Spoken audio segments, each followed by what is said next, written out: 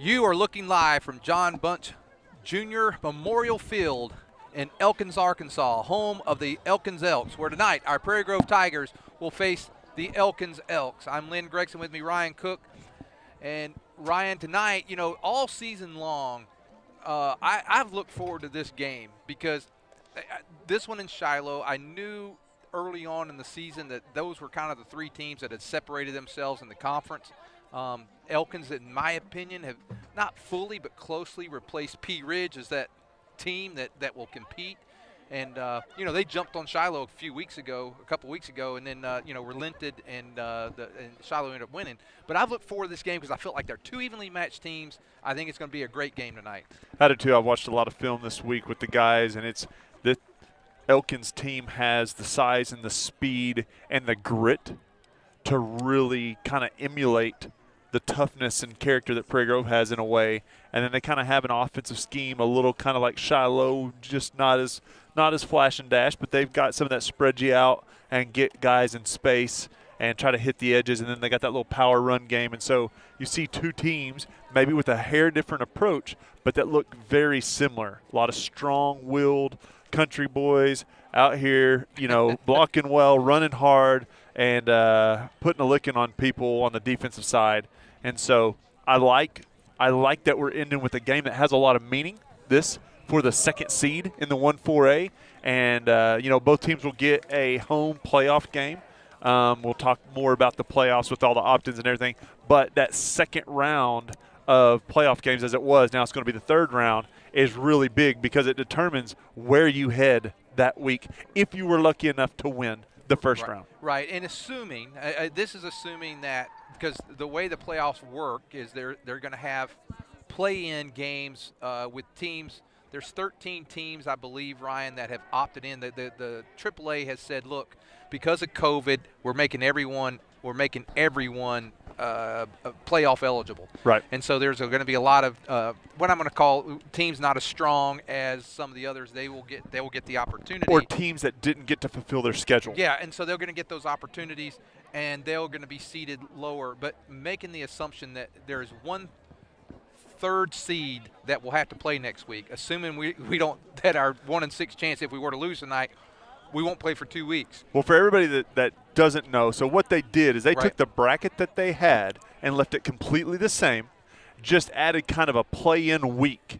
And so all those schools that opted in that didn't have a chance to fit in pretty much the first, second, or third seed in their conference with the full schedule, they can opt in and they can do play-in games to fill the bracket that we have. Right. So they'll play in a game to get to that 4th seed or 5th seed in the bracket that we have. So really all it does is gives us a bye. Because no matter if we're second or third, pretty much there is a small chance, but pretty much 90% chance we get a bye next week no matter what. And the whole state does if you're not in a play-in game. Right. And so here's what happens, though. If you were to – let's make the assumption – I know it's not going to work out like this, but make the assumption that no 8 seeds – because there's 13 knock anybody off? No 8 seeds are entering because you have 13 teams. So it would be 6 seeds, 6 seeds, 6 7 seeds, and 1 8 seed.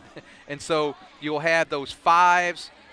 They will play, or those 6s will play 5s. The 7s will play 4s, and the 1 8 seed, if you will, or the week will play the 1 3. So I know. So one of the 6 third seeds in the state of Arkansas will be drawn out of a hat after tonight, and they'll have to go play that number 8 seed from whichever conference that was. So more than likely we won't or they will come to their house. But if we finish in the 3rd seed, which is with the loss tonight, would mean that we would play.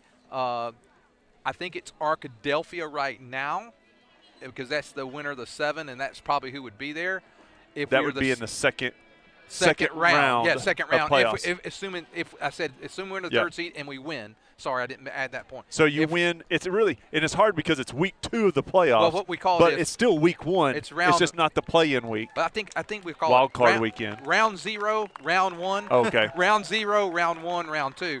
In round 2, if you were to be fortunate enough to get there as a 3rd seed, you'd play Arkadelphia right now. Right. If you were to be fortunate enough to get there as a 2nd seed, you would play Rivercrest. Right. So that's kind of the way that works. You're traveling either way. Now, on the both flip side, quality teams. It's just the difference is usually Eastern Arkansas teams aren't quite the powerhouse that the Southern Arkansas teams are.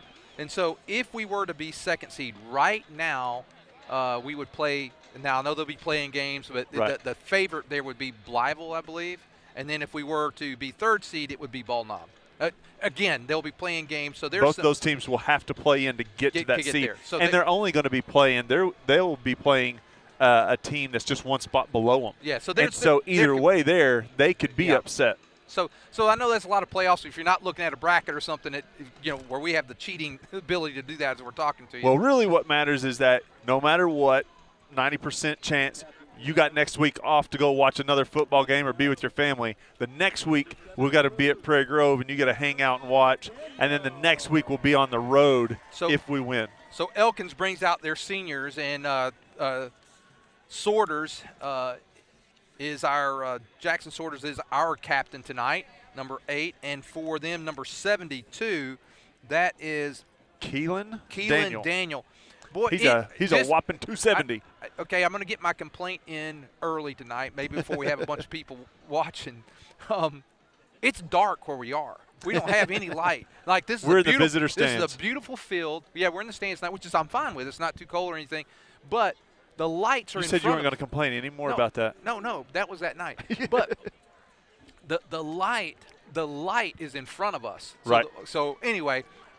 So if we're struggling with names tonight a little bit, it's just that we're looking at it in the dark. And we're older. And we don't have Braille, so we can't feel it with our hands. Elkins won the toss. They're going to receive, so they're going to try to set the tone on offense. We got to have defense step up.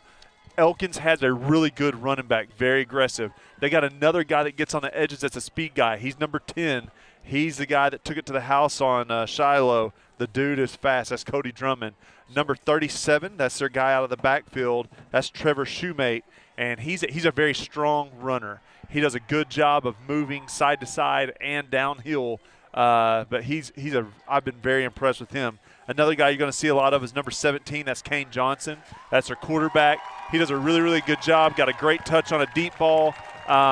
Throws a little bit high on the intermediate passing. I would like to see I really think both teams are going to run the ball all night tonight, and they're going to pound it until someone gives up. I really think that's the MO of both teams tonight. But I would love to see them take a chance once or twice on an intermediate ball and see if we're in a zone to have a chance to play on it. The deep ball, I think they win on us every once in a while just because our cornerbacks do struggle. They play great downhill. They play really, really timid as they back up. So. Well, I think tonight, you're right. I think it's going to be a battle. I think we'll ground and pound them a little bit and open. So we've got a three-headed horse. You got Miller, you got Grant, and you got Foster Lehman. You're going to see those three guys repeatedly, and I have a feeling the rotation will be there, or we're going to stack all three of them in together. But I have a feeling you're going to get a dose of those three guys all night long. If you look across, they got some pretty hefty guys that we're going to see on the line. Now, Ryan, before we kick, this is not your main trivia night, but your first one is this. So we know there's been 3 Prairie Grove teams that have ended up regular season undefeated. Now, I'm not counting the 63 team. That was 8-man, but nonetheless, they were well acknowledged 63. So 3 undefeated teams, 0-1 the end of regular season, 2012 and 2016. We've only had, in our history, Ryan, we have had, we have had 4 teams that had finished with only 1 loss in the regular season. So think about what years that might be. Here comes the kick from Peyton Higgins, and it's going to be fielded at about the 5. He's over the 15. He's at the 20, and there is a few. Oh, wow. It's number 3. That's Josh Allen. And Josh Allen, it looked like Falk got him, and also helping out there for the Tigers, number 44, that is Velasco. No, it's not, and I'm sorry, I read 44 is Frazier. So 1-loss teams, I have no idea. Well, I don't. Well, one of them was just 3 years ago. We had 2017 as one of them. The loss to Pea Ridge. That lost to Pea Ridge in the regular season. And now I'll go to the nuts ones after this. 1st down and 10, and for Elkins, the quarterback, Cody Drummond. That's number 10 right there. He's got the speed. Redfern does too, though. And they get him. Drummond's going to get about 3 or 4 yards. Well, yeah.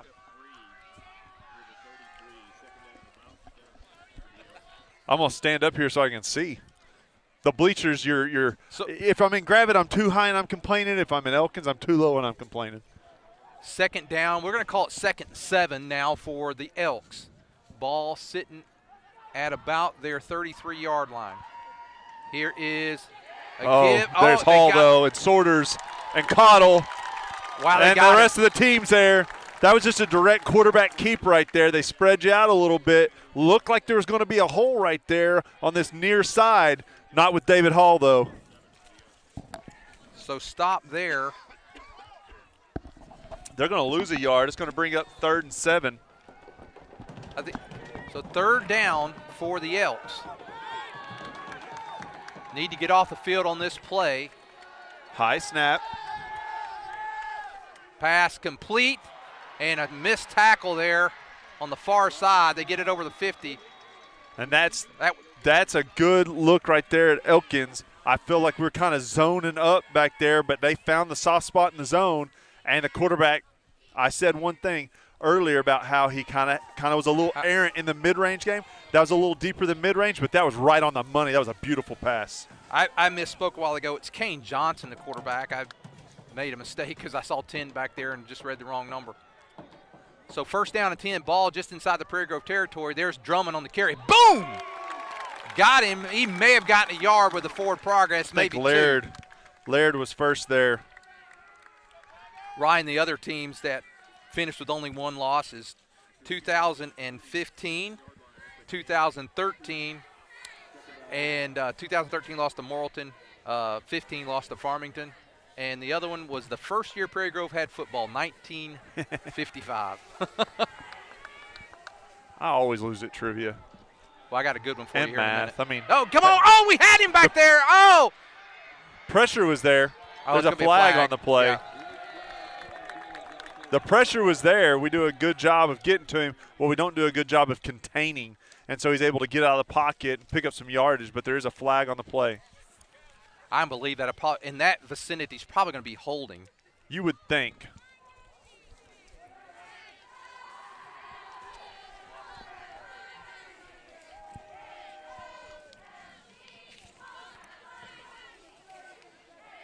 So that is, it's going to be on them. And Ryan, over our years as well, 1, 2, 3, 4, 5, 6, 7, 8. We've only lost 2 games in a regular season, like 8 or 9 times, and a couple of those had ties. So it's kind of interesting when you look back. Now, here's I'll get you your big trivia for tonight here in a minute. Are you ever going to give me one that I can get right? This one you got a shot at. Okay. You can't do that from RTS. RTS not able to get as many tickets as they would like. So it's a smaller RTS tonight, so they're going to have to be really loud to make up for it. They're going to go empty backfield. And here, he drops it. He's going to keep it. And you know what? That may have worked out well for him. Nice job by quarterback there. Johnson. They were going to try to give to Drummond around the outside, number 10. He fumbles the snap, though.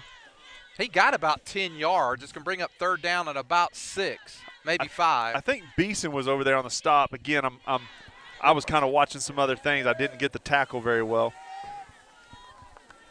Y'all can see the replay. It's 3rd down and 5 for the Elks. Ball in Prairie Grove territory. He moved the ball. Yeah, that's going to be a penalty. Yep. There was more movement. The guy on the far side, too, he moved thinking that the center was snapping. One of the wide receivers, number 7 over there. So he kind of gave it away, even if the center didn't get caught. That guy showed. That's going to bring up 3rd down and 10 now, so probably a passing down here for the Elks.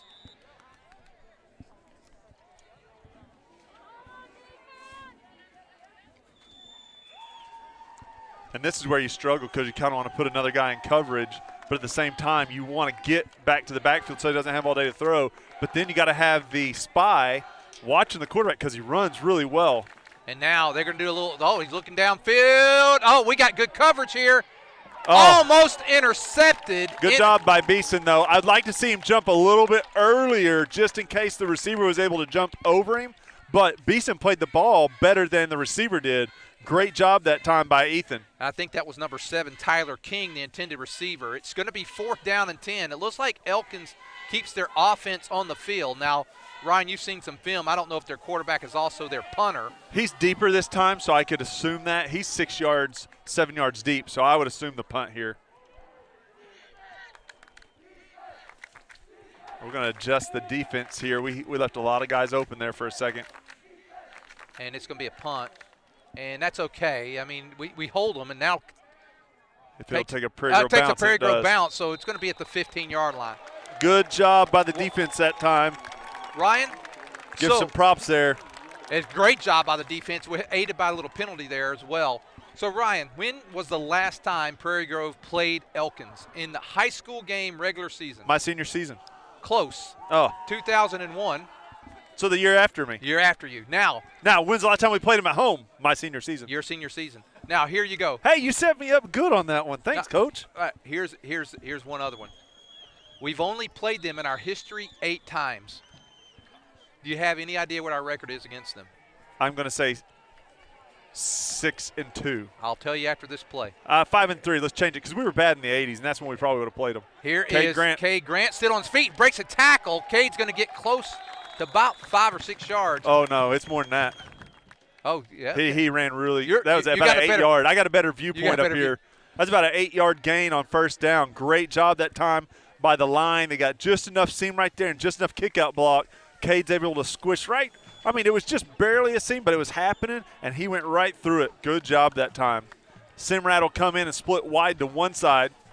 And here is Laird. He's lining Miller him up. is in at wingback, and they're putting him over there with Landon. So here is a give. Foster Lehman. Foster got some room. Lehman over the 40. Still on his feet up to about the 42-yard line. Nice run and a first down for the Tigers. He gets tackled a little awkwardly. I hope that doesn't hurt him.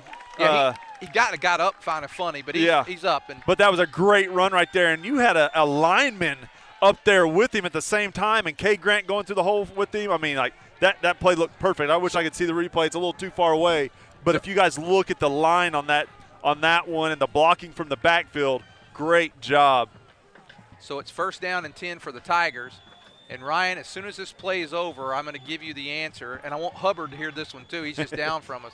Here is the give. Cade Grant trying to find the corner. Got some room. Cade Grant still on his feet over the 50. Man, Cade Grant running hard. Good job that time. Skates is on the outside, cleaning up the room. Anytime I say it, if the guards are out there leading the way and the backfield's clean like that, Cade Grant's going to get you some yards, and he does that time. 8-0. Elkins has never beaten Prairie Grove. Can I go back to my 6-2? Well, I was going to say I've never lost to him. Yeah. But then I didn't want you to, that kind of sounds a little wrong. So. No, it's 8, and now not the question you asked. First down and 10. I didn't say what sounded good. All right, here he is. Lehman. Foster Lehman. Lehman over the 30, still on his feet. Stay with that block, Velasco. But good job there again by the line right up front. He's getting to that second level. We just got to get those blocks in the second level. Foster's going to take it to the house. I said he's over 30. He's at the 40, close to the 32-yard line. That's where they're going to spot it. First down and 10 for the Tigers. So we thought we'd ground and pound a lot, Ryan, and we'd come right out of the gate. Here, if you're going to throw it, here's the one time. I don't want to mess with your rhythm. I wouldn't do it.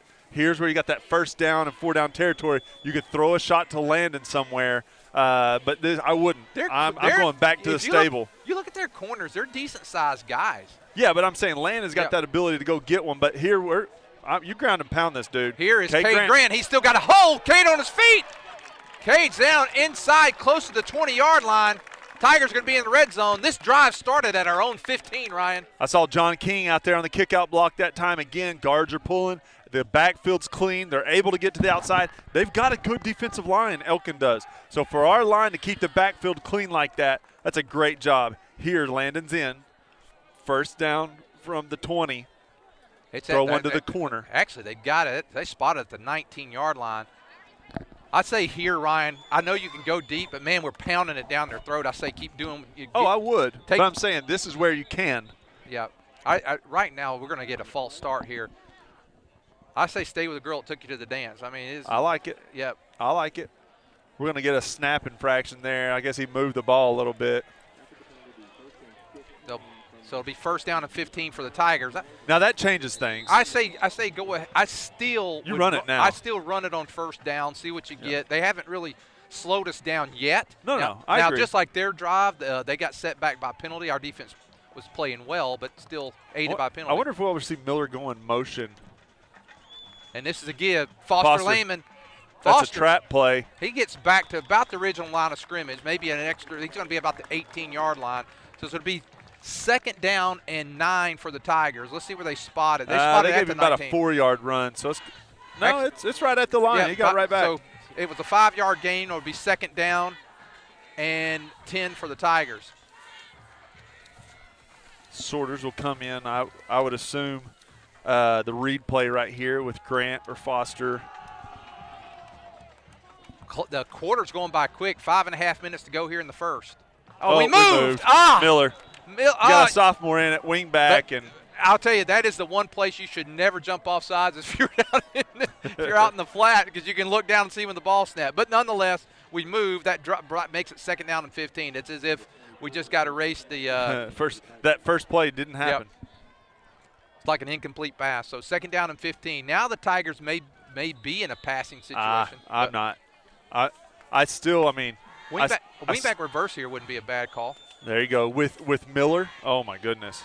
And maybe that's what he was doing. It's going to be a quick pass to Simrad. It's complete. He's inside the 15, and he's down about the 4. Bring up 3rd down and 5. So we got 2 downs here, Ryan, to pick up 5 yards. I say keep pounding it. That was a nice pass by Laird. Very good timing that time for Laird. Beautiful pass, right on the money. Great catch by Landon. You definitely got 2 downs here, though. You run it. You got King and Ryder on one side. You got Miller right there, man. You could lead the house. It's a give to Cade Grant. Cade, he's going to be short by about 2 yards, so it'll be 4th down and 2 for the Tigers.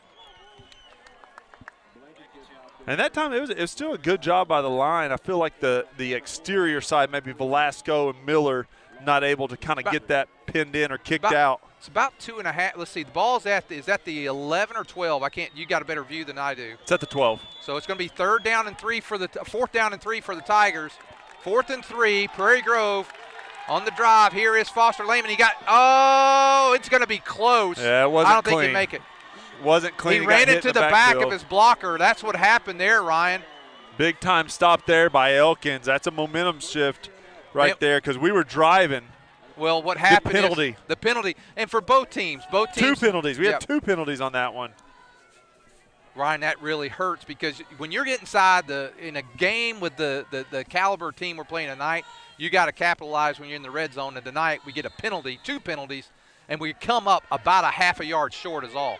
Cooper Singleton will come in at defensive tackle this time. I think if Foster hadn't hit the back of his blocker, he probably would have got the first. I don't think they planned. That's Drummond right there. Good tackle that time by Miller.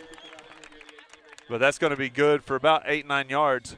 I think the difference there is the inside linebacker, number 21, really went strong at Cade Grant. And I think it surprised him a little bit, I do, because he didn't able to get the push that he normally does. And I think Foster thought it was going to be there, the push. So 2nd down and about a yard for the Elks. And straight quarterback run right there. He's going to get the first. But he gets hit pretty good as he goes out. Laird almost had him, but he was reaching. The hit comes from Hall. So Johnson gets the first down. I'll tell you. No, it wasn't. I'm trying to think. We got a player down. I think that's Falk. Falk's the one who went down there. He's the one I think Hall hit pretty hard. They're going to attend to him there on the sideline. It did happen just on the out of bounds, so they stopped the clock. Now in this situation, because they stopped the clock, if I'm not mistaken, they should change that to a 25-second from 40, but they're going to just let it roll. No, they did. They did exactly what they're supposed to. They changed it to 25. 1st down and 10 for the Elks. Ball at their own 23 now. And though they get out of the hole, they stopped Prairie Grove at the 10-yard line before. And there's the give to Drummond. He's hit the backfield. Got him. Laird.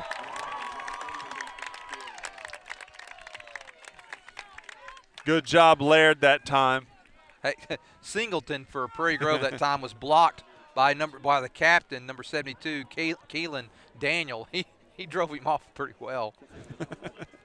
Their line's really big. I'm surprised they don't run between the tackles more than they do. They've got the ability to do it. They've got some pretty hefty guys there. 2nd down, 11, 3 minutes to go here in the first. No score yet.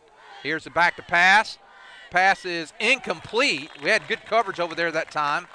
There's that intermediate passing thing I was talking about. He's just not as accurate as you'd like. He had a strike the first time he threw it. That time, an errant throw. Had Cade Walker and Beeson both in the vicinity of the pass. So it's 3rd down and 11. Boy, a stop here, we should get good field position, Ryan. And here's one of those deals. I'm surprised they don't put Abe Caves in for Vaughn and get the pass rush, and that way the linebackers don't have to also blitz. I don't want to see too many guys. You know, I want to see the 4 rush the passer. I don't want to send the 5th guy. Well, they got some one-on-one coverage there on the far side. That's Beeson by himself over there. And it's a little bit of a high snap. He's rolling to his right. He's looking back across the middle.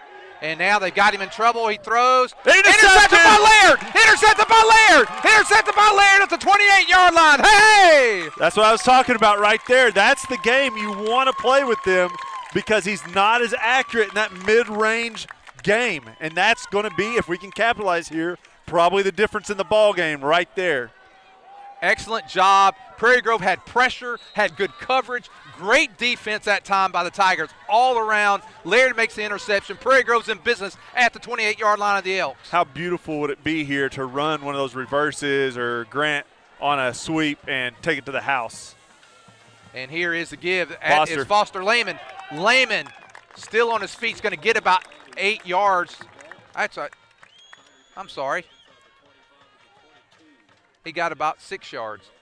I can't stand up, Ryan. I know you got a bum leg. Hey, that's all right. We got our sideline reporter with us tonight, so we got to get stats. We're getting stats at the end of the first quarter. Maybe we don't even have to wait on them. They're right here. He may make me help him a little bit, but other than that, we're good. You know, over the past few years, we've had stat program and everything because of the limited number of people that we can have as we travel. Right now with the COVID, we haven't had our normal stats, so it's great to have Hubbard here with us tonight. Simrad in motion. That's going to be a pass to Simrad quick. That's the window look. And there he goes. He's on his feet. Give him 6. Prairie Grove's in the end zone. Landon Simrad. Hey! That's one of the deals. I thought we'd ground and pound, but you've got that extra down when you're down here in the red zone. They make him pay to get Simrad in space. Great passing catch by him and Laird, and he's able to make one guy miss, and he takes it to the house. Another touchdown sponsored by PG Telco. Higgins will be in to kick. Laird, your holder. And this extra point's on the way. It's up. It is good. With 2 minutes to go here in the first quarter, it's Prairie Grove 7, the Elks 0. Now, Ryan, we're going to stay with it. I want to recognize our sponsors very quickly.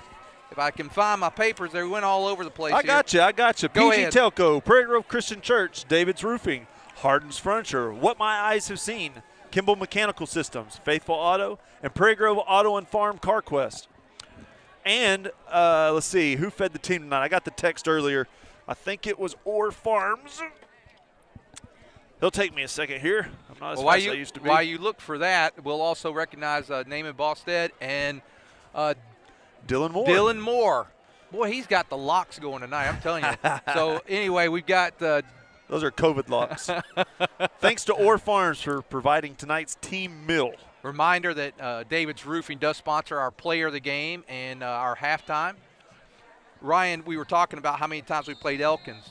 We played them only 8 times, 66, 67, 68, 69, 70, 71, 2000, and 2001. Now, I was shocked when I researched that and found that out. As close as they are. Yep. There's a bounce. It's going to go all the way down to about the 7-yard line. Oh, they hit him deep. That's Drummond. Drummond still on his feet. Nice stiff arm by Drummond time on Frazier. It gets close back to the 30, about what he did the first time. Looks like Wetzel on the tackle there.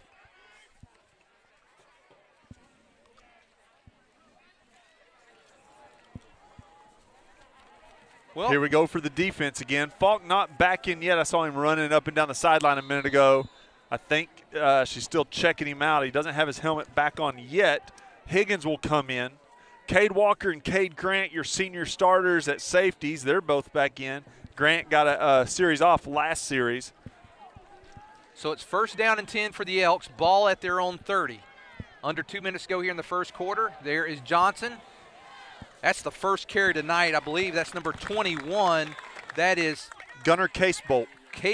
He's their typical running back. Him and 37 37's more of the flashier running back for sure. 21 is the inside linebacker and does a great job running downhill. That's more their power running back. And so notice the first time he's in tonight where they go right up the middle. 2nd down and 6 for the Elks. They're also pulling in another guy kind of as an H-back there. There's a keeper this time, and they are waiting for him. Hall was there, but he cuts inside, and Gunnar Caudle took care of it. Skates also there on the tackle. I think Skates may have gotten there first, Ryan. May have. Nice job. So now down to a minute to go in the first. It's 3rd down and still 7 to go. And so big opportunity for Prairie Grove to get another good field position. They need a stop here, Ryan. Got to have it. Let's hope they throw it to one of those mid-range passes right into the hands of Mr. Laird again. They're going to bring all the receivers in, twins to both sides but bunched up. And it's going to be a screen pass. No, it looked like it, and he's good. Short. No good, intended for Drummond. He would have been short if he'd have caught it anyway, Ryan. David Hall got hit pretty hard there. He was coming in. I think he thought he was going to get the quarterback, and somebody peeled back and just smoked him a little bit. Well, looks like it'll be a punting situation for the Elks. It's 4th down, 7 to go. And Higgins will go back deep for Prairie Grove. But we got to still maintain the defense here because they punt out of an offensive formation. They do. It's 4th down. And there'll be a time tonight I think they'll fake it, Ryan. I don't know if this will be that time, but I wouldn't right now, no. They're deep in their territory. A little bit of a high snap. They're looking to throw. They did. He got it. That was Drummond. You knew it was coming at some point. I would like to see what Higgins was doing on that play because he was back there. He could have lit that dude up. Well, not only that, he could have picked it off. What was he doing there? He fell asleep. Well, it's a big play for the Elks. Elks go from being 4th and 7, giving Prairie Grove great field position, where they've got great field position now at the Prairie Grove 35. So that felt like Shiloh. Yeah, well. That year, they just get it 4th and long every time and then go for it and get it. It was a high snap, and I know they had it planned all along. It was a high snap to Johnson, and they get the 1st down. So now Casebolt back there with Johnson.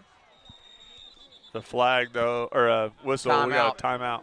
And let's see. Looks like Coach Laird's not real happy. And so 8 seconds to go here in the first quarter. That could be a game-changing play because if they punt there, Ryan, we're going to get the ball in excellent field position to start the second quarter. Instead, they're going to have it they have it 1st and 10 at the Prairie Grove 35. Well, they did it at the right time. Nobody, I don't think, thought that they were going to at that time. You play that safe. You go ahead and kick it deep. You give your defense one more chance. But I'm sure they're sitting there thinking, if we can't stop them and they go right down and score again, we're down 2 touches. We got to stay aggressive. I'm not going to use the term. That was very gutsy. Yeah. because you're doing that at your 30 and you're throwing it. He threw it probably, 10, 20, 30 yards down the field. And even if you were just no Prairie Grove players on the field, throwing it 30 yards and hitting the guy kind of in stride, you're right. Higgins, I'm surprised Higgins didn't come up and kind of make a play on the ball there. It's almost maybe from that viewpoint hard to figure out if it is a pass or not. Maybe you can't see that well. I don't know. So 1st down and 10. Elks now with an empty backfield. Quarterback, quick throw. There's that little tunnel screen. Fumbles, and Prairie, they're going to call it an incomplete pass. He may not have had the opportunity to make an athletic play. Do you have that on replay? Because I'd like to see if he made – let's see here. We got it in slow motion. He's got it. He takes – no, he never got it. Good call that time by the official. They've got to have possession and be able to make a step or two an athletic play. I want you to mark that down. I said a good call by the official. It's rare, boys. It's rare. 2nd down and 10 for the Elks. 4 seconds to go here in the first quarter. Elkins on the drive after the play. Here's now swing pass out to Casebolt. Oh, they're going to get him for a hold, though. Bingo! They're going to get him for a hold, too. So not only do we have a big hit. Laird's got to be careful and not get a targeting because, boy, Laird smoked him again. So that's going to be a walk-off against them, and that's going to be the end of the quarter. Laird's had some big hits already tonight, big stops, and he's had the touchdown throw. You credit that one to Simrad just as much. Let's see. We're gonna back that up. That's going to be 10 yards, so that's going to back it up to the 49. That's going to be the end of the first quarter. We'll come back for the second quarter after this. Harton Furniture is conveniently located on Highway 62 between Prairie Grove and Farmington. Terry Harton carries staple brands such as Mayo, Best Chair, Ashley, Restonic, and Vaughn Bassett. Terry has over 20 years of experience in the furniture business, and he works hard to keep a well-stocked inventory, but has many more options available through custom orders. So come by and see Terry Harton at Harton's Furniture for all your furniture needs. He'll treat you right. Kimball Mechanical Systems specializes in installing plumbing, HVAC, and electrical systems in mid to large housing projects, including subdivisions, apartment complexes, and military housing. Kimball wants to partner with more people who want to earn a good living in the skilled trades. Kimball is the largest mechanical contractor in Arkansas with 8 other locations nationwide. Kimball is proud to have won Arkansas's Best Places to Work 5 years in a row. They provide excellent benefits and an amazing family-oriented culture. For great job opportunities, check out kmsjobs.com. Okay, we're back. It's going to be second down and long now for the Elks. Ryan, you got some stats. We're going to get Hubbard's first quarter stats here. Prairie Grove had 4 first downs, 31 pass yards, 82 rushing yards. We had Laird 2 for 2 for 31 yards and a touchdown. And then it says right here, Lynn Gregson, 1 good call by the officials. So that's an official stat right there. Elkins 3 first downs, 50 pass, 29 rush. Pretty much the majority of that on the 1 big fourth down play right there, but also the quarterback's thrown the interception. Laird with that interception and a couple tackles. Laird's really standing out tonight on the defensive side. It's second down and 20 here for the Elks. So second down, long for the Elks. An empty backfield. They got 3 receivers to our near side, 2 to the opposite side of the field. And it's a pass. It's incomplete over the throw. Higgins with a good little hit. He was there a little bit late, but it still was a good hit. If the guy would have caught it, he had a hard time hanging on. Exactly. So great job by Higgins right there. There's that intermediate passing. It's tough. It's tough. I think if you're Elkins here, you gotta think, get half of it here and then go for it. Don't try to get it all here. If you're Elkins and you can get it down to 4th and 10, you're not going to punt. If you were to lose yards here or something, you may punt. Or, right. Of course, they may not. Third down and 10. Johnson goes over, talks to one of his receivers. And again, the snap. Oh, there they got Skates pressure was on there. him. Oh, he gets out of it. He's got a lot of room to run. Beeson's going to get him with Caudle. He's got the first down. There's a flag, though. I wonder what the flag's for. Where's the flag? It was on that far side, right about the place where the tackle was, almost like if it was a face mask or something. The run was good enough for a first down. Boy, we got such good pressure on him. I think it's going to be walked off against Prairie Grove. Yep. Face mask. So they've made 2 big conversions. Incidental face mask. Ryan, one on a 4th down play, and then a 3rd down and 19, and they get the first down. And we really had good pressure on him. It was a good call by the defense, just not able to get to him. He got outside the pocket, and there was no real pursuit there to get him. I started to say that contain, though. And Yep. for a lineman, that's tough. Sell out, get back there, get pressure, but to also keep him in the backfield, that's tough. And here is the give. That is Case Bolt. Case Bolt is going to get about 5. Bunch of Tigers there on the tackle. Most of the defensive line. Hall getting up off the bottom there. So, Ryan, I have to tell you, in a game that's being played tonight, you've got Green Forest and Berryville, both teams winless. At the time, Green Forest leading Berryville 6-0. Ouch. Berryville's had to cancel a few games due to COVID. They're going to look like they may take a timeout. Oh, no, they just went over to get a play. I'm surprised 37 hasn't touched the ball tonight. I could see them. Shoemate, that's Trevor Shoemate. Here comes some pressure. Oh, Skates got picked up. They're going to the end zone. He's got a man wide open. It's out of bounds. Wow, you got to hit that. The dude standing back there by himself. Boy, Skates was coming from pressure. Somebody picked him up. They did a good job of throwing to the side that the pressure of the blitz was coming from. Somebody picked him up, but that took a guy out of coverage. Our cornerback kind of sets down in the flats there, and our safety's got to get over there, but that guy was wide open. It's 3rd down and 7. They got 2 downs here to get the first. Yeah, I think Johnson wants that one back. You know, Johnson may be most effective when he's scrambling.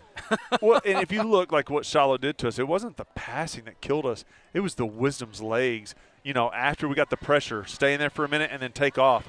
It's hard to guard that. Elkins going to take a timeout. Let's take it with them. 10:37 to go in the first half. Tigers lead 7-0. My name's Jackson, and my family owns Faithful Auto in Farmington, and we love Jesus. Being upfront and honest are part of our core values. You can come see us for your complete auto care.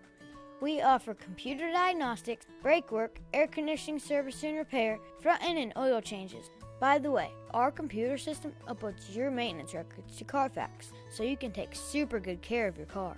Have you been in a fender bender? Let us do your collision repair. We're open Monday through Friday, 8 to 5, so call for an appointment. We're proud to support the Prairie Grove Tigers. Go Tigers!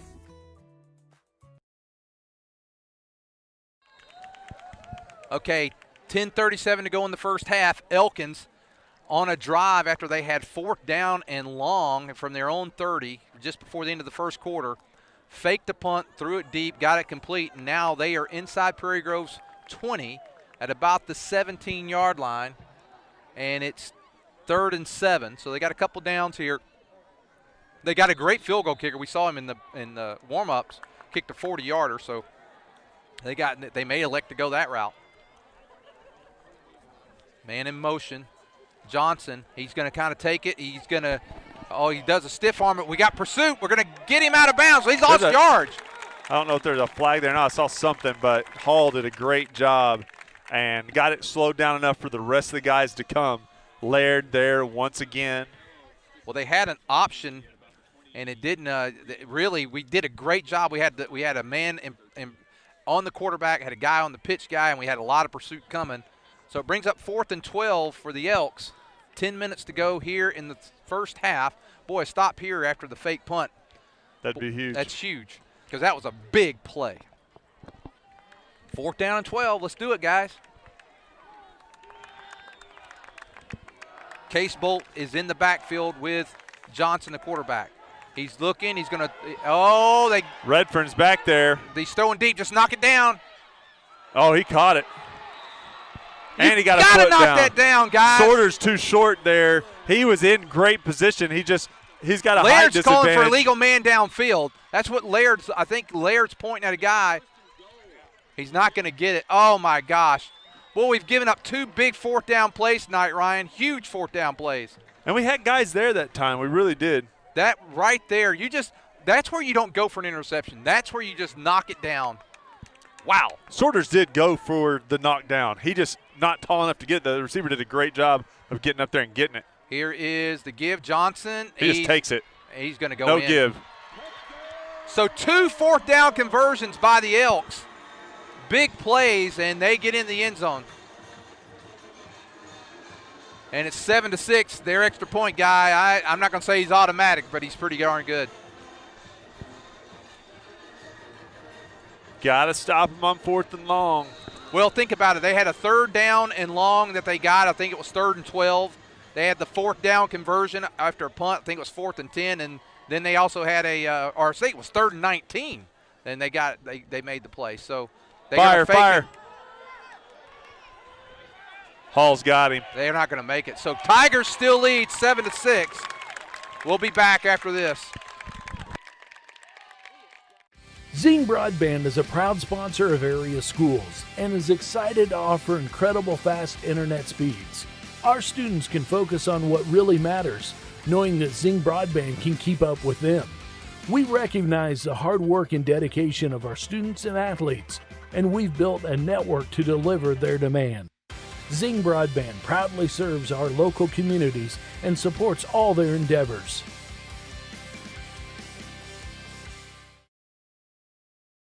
9:30 to go here in the first half. Tigers lead 7-6. And as commentators tonight, Ryan, it's frustrating when you give up a 3rd and long and two 4th down conversions that are 4th, and they're not short. They were. Well, it's not like you didn't have guys there or an abilities to make plays.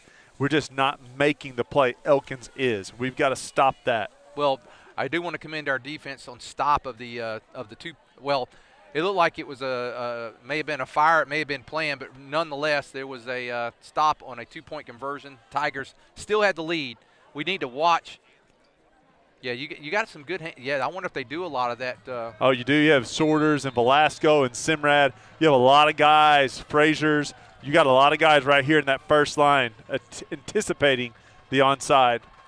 There it is. It's nice. Not with Simrad, though. So, fair catch by Simrad. He's going to get it at the 43. So the Tigers will have good field position to start this drive. And that's the thing there. If you didn't see the good hands team, maybe you go ahead and do that. But with the good hands team up there, you just gave us good field position. I'd have kicked it back there in the back and hoped that we had a little farther to go. So the Tigers take over 1st and 10, ball at their own 43. Now let's go punch this thing in here, guys. Got Washhausen out here. You got Foster and Miller in the backfield. Velasco and Simrad at tight end. There's Miller. Ooh, wow, Miller got 8 up that time. Nice job. Whoever was blocking number 53 got 8 up. Wherever 53 came from was big time there. Number 53, that is Martin for the Elks. They're going to give him wow, they're going to give him oh, wow, we got a break. Holy cow. They're going to give us the forward progress, I guess, up there to the all the way 39. to just a 5-yard loss. Yeah, it was they brought him down at the 30. So 2nd down and long for the Tigers. And now here's the give. Foster right up the middle in the trap play. Look at Foster. He's carrying guys. Wow, look at Foster Lehman over the 50. Hey! My goodness. Wow. Great job that time. That was all Foster right there. The line gives a little bit of a crease right there, and Foster carries a dude. He had contact about the line of scrimmage. He carries a guy another 8 yards at least. Wow, big run that time by Lehman. It's going to be 3rd down and 2. The Tigers have it at the Elk 49. We're going to have a different look here. Kay Grant comes in, but he comes in for Simrad. We're going to have 3 guys in the backfield. And it's Grant. That's He's got Grant. the first. Nice job that time. Dead T right there. Is that what that Wow, is? I haven't seen that in a long time. I like that. You got 2 lead blockers there. You got Miller and you got Foster lead blocking for Grant out of the dead T. I would have loved to seen the fullback come up just a hair and called it a wishbone. Go back to your glory days. Oh, yeah, no doubt. That'll get you your name in the Hall of Fame if you can be a fullback in the front of that wishbone. 2 tight, dead T once again. And here we go. This time it's going to be Miller. Miller's got it. Room. He's still on his feet. Miller. Man, that kid's on his – man, he runs hard, Ryan. He is still going. He's going to get about 4 very tough yards. Let's see where they spot him. 2. Maybe 2. Maybe 3.5. There's about 3 yards there. It'll be 2nd and 7. That guy over there said he got 2. Well, I you know what? He might be like me, and his angle may not be great. I'm telling you, it's hard from where we're sitting to see. You're standing up, so you got a little bit better Higgins view. just came in at wide receiver. First time we've seen him do that this year. We go back to our base formation. And now Laird going to look to throw. That's Higgins. Oh, right through his hands.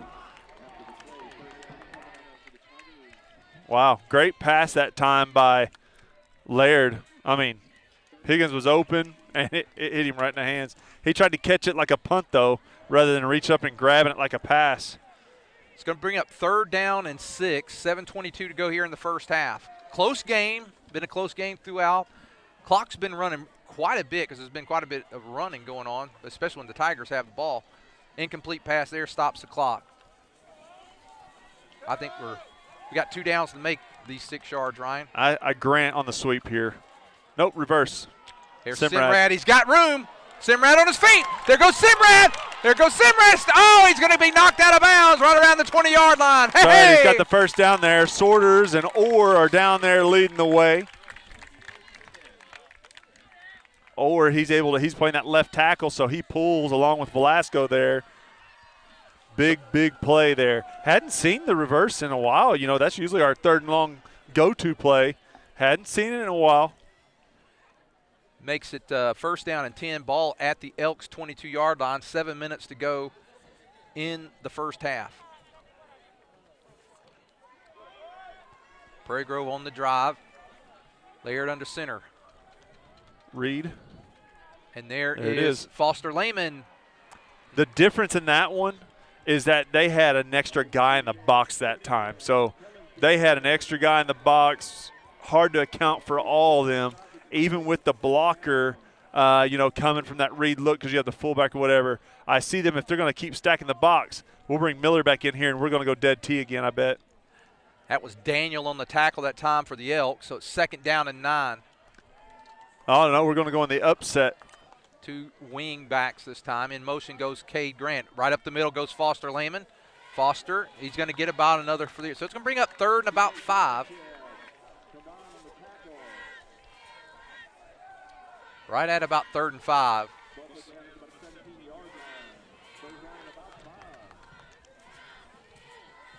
He must have heard you, the play-by-play for the other school. I'll tell you what's interesting here, Ryan. We've been in every drive that this is our 3rd time having ball. Every time we've had the ball, we've had it in the red zone.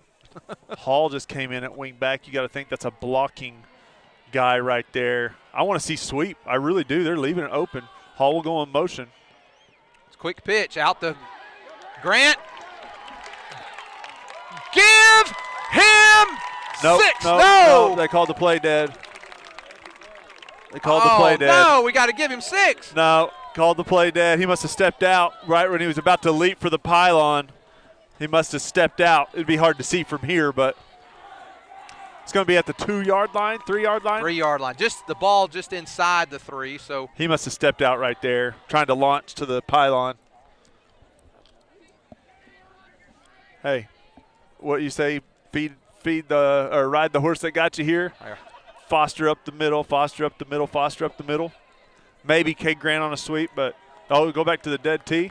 Hall's back there for the lead block this time. That's got to be Cade Grant then. Oh, it's going to be Hall. Hall stopped.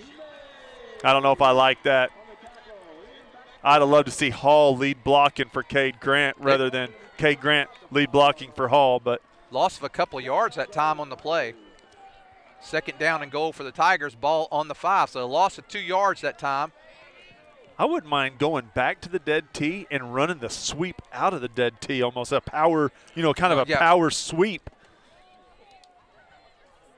They'll bring Simrad back in. That kind of loosens up the defense in a way, though, because you have that throwing option. You kind of have that jump ball kind of guy right here. Well, the way we were running the ball, and you got Foster and Cade. They're putting everybody in the box, though. There is Cade. Wow.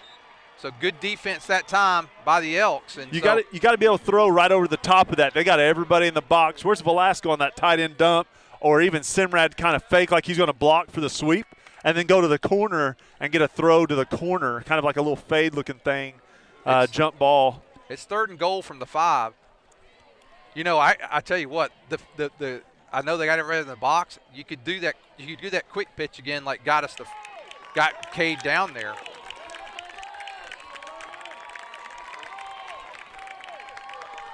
Laird rolling, looking. He's got a man open. He can't get rid of it. He didn't get sacked, which was nice.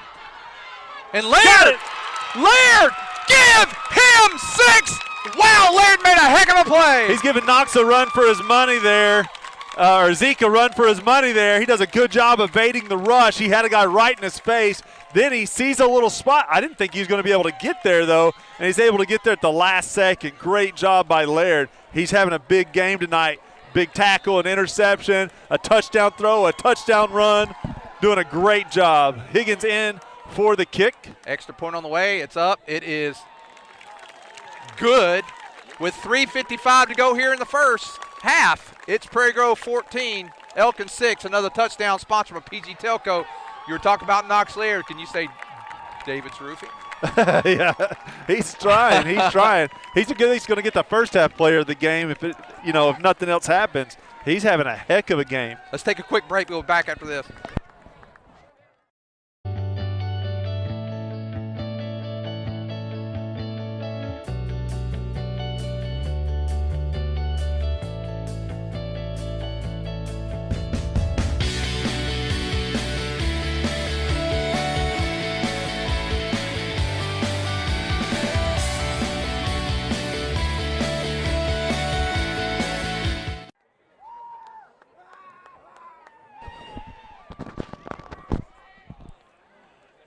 Okay, we're back with you as we get ready to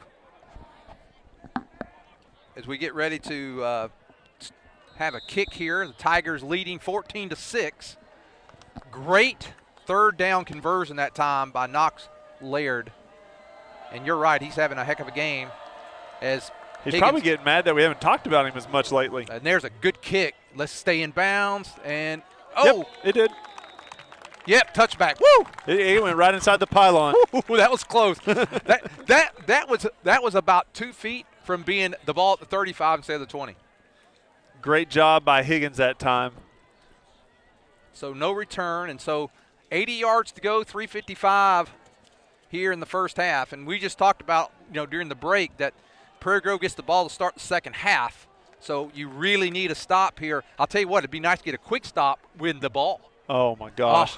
If you got a quick stop and had a chance to put points, even a field goal, on the board before halftime, that'd be huge. Well, we got to play defense first. Tucker and Miller in at safeties this time. Cade Walker at outside linebacker. Johnson back to throw. He's got time. He's scrambling. Hall's chasing him. Hall's got him. Hall's got him. Hall's got him inside the 5, all the way back to the 4-yard line. Hey! Wow, Hall was in hot pursuit that time. He's able to get him as he's trying to slow down and make a pass or do something. He's fired up, boys. And he should be. He has the right to be fired up. And he's got 2 commentators fired up. Second down and 25. Ball, they're going to spot it at the 6. That he did not get his forward progress. He was going backwards the whole time, but he wasn't being touched. That was supposed to be a joke, but it wasn't funny. Second down long, they're going to give. That's Case Bolt. Case Bolt, get him over there. Wow, Case Bolt gets it out of problems, and he gets a nice gain on that, about 10 yards. 3rd and 14, 3 minutes to go. We need to stop here, Ryan. We need to stop here. Well, big they're in time. their favorite position, 3rd and long. Don't say that. There it is. It's just it's like we kind of have a brain fart on the long plays, and we're like, oh, wait, how do we play defense? You just keep them in front of you, boys, and knock the ball down every once in a while. It's 3rd down, 13. They're calling it 3rd and 13 on the scoreboard. They probably love this matchup over here, and they do. They go to it. It's him versus Beeson. Lucky got it. Redfern's over there, though. Redfern from the defensive end position comes all the way out to the field side and is able to get the tackle. It's going to be 4th and long. We could call timeout. We got 2 of them left. We're going to save them for offense, though. Did someone say something about a timeout? I heard something, a birdie. They're going to milk this for all it's worth, though. But you still got over a minute and a half left. And we got good field position. We like to run the ball. We like to run the ball. I thought we had 3 timeouts. We have 2. And if you had 3, you definitely use one of them. Hey, we're going to try to block it. Don't fall into it. Okay, good. Get away from it. Let it bounce. Oh, wow. That's going to bounce for 15 yards. Wow, that was a great bounce for the Elks. 144, Prairie Grove's got it. They got 2 timeouts, so – boy, Ryan, what an opportunity here. You get the ball to start the second half. If we can make something happen. The thing you don't do here is just sell out to the pass immediately. No, because you don't want to give them the ball. They still have 2 timeouts. It's going to be at the 42. Man, boy, if that ball could have done one of those dead stop, we'd have had the ball about the 50. Oh, no. Closer 45. To that. Yeah. It bounced 15 yards almost.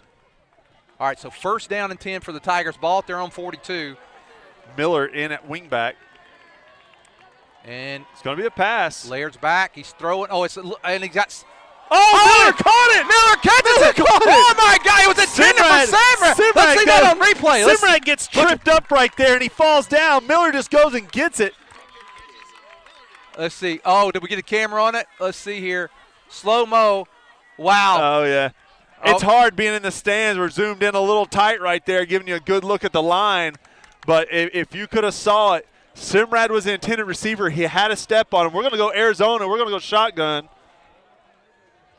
And now Laird rolling to his left, looking, squares up, throws. Incomplete, intended for Redfern. That's okay. It stops the clock with a $1:20. Oh, man, what a play. Heads-up play by Miller. Simrad was frustrated, but that's when the feet get caught up, they're usually not going to throw a penalty. 2nd down and 10, 1:20 to go here in the first half. Laird. He throws complete. Oh, he's got it, Redfern. Redfern inside the 5, down to about the 1-yard line. There we go. Big. He looked over at Landon and pump faked. Everybody kind of thought that's where he's going. Then it comes back to the outside to Redfern. Velasco will come in. Hall will come in. I said Hall. King will come in. If you're Prairie Grove right here, it's okay to let this clock run on down. Don't leave them any time to do anything. You just want to make sure you score, but you got 2 timeouts. Larry probably take it himself. Nope. He gives it to Foster. Give him 6. There's Foster Lehman. He's in the end zone. It's 20-6. Another touchdown sponsored by PG Telco. And I got to tell you, Ryan, as we came into this game tonight, I never said it in the car, but in my mind I'm like, this is and it's still a close game. It's a toss. I didn't think we would move the ball as well as we are tonight. I've been talking all day to several people because they ask, they text, they call, whatever, and they want to know because they know I watch a little film. I said we're a touchdown, maybe 2 better, so let's say 10-point favorite. But when mistakes are made, that'll sway the sway. Who's made the mistakes so far as a turnover and not capitalizing? That'd be Elkins. So there's your 17 points kind of right there. And ball game right now is at 15. So, I feel like this is an accurate display of who we both are. The difference is Elkins had an opportunity to do a little bit more. They've had some big plays. But the defense has stepped up. The interception down there and got us in the red zone.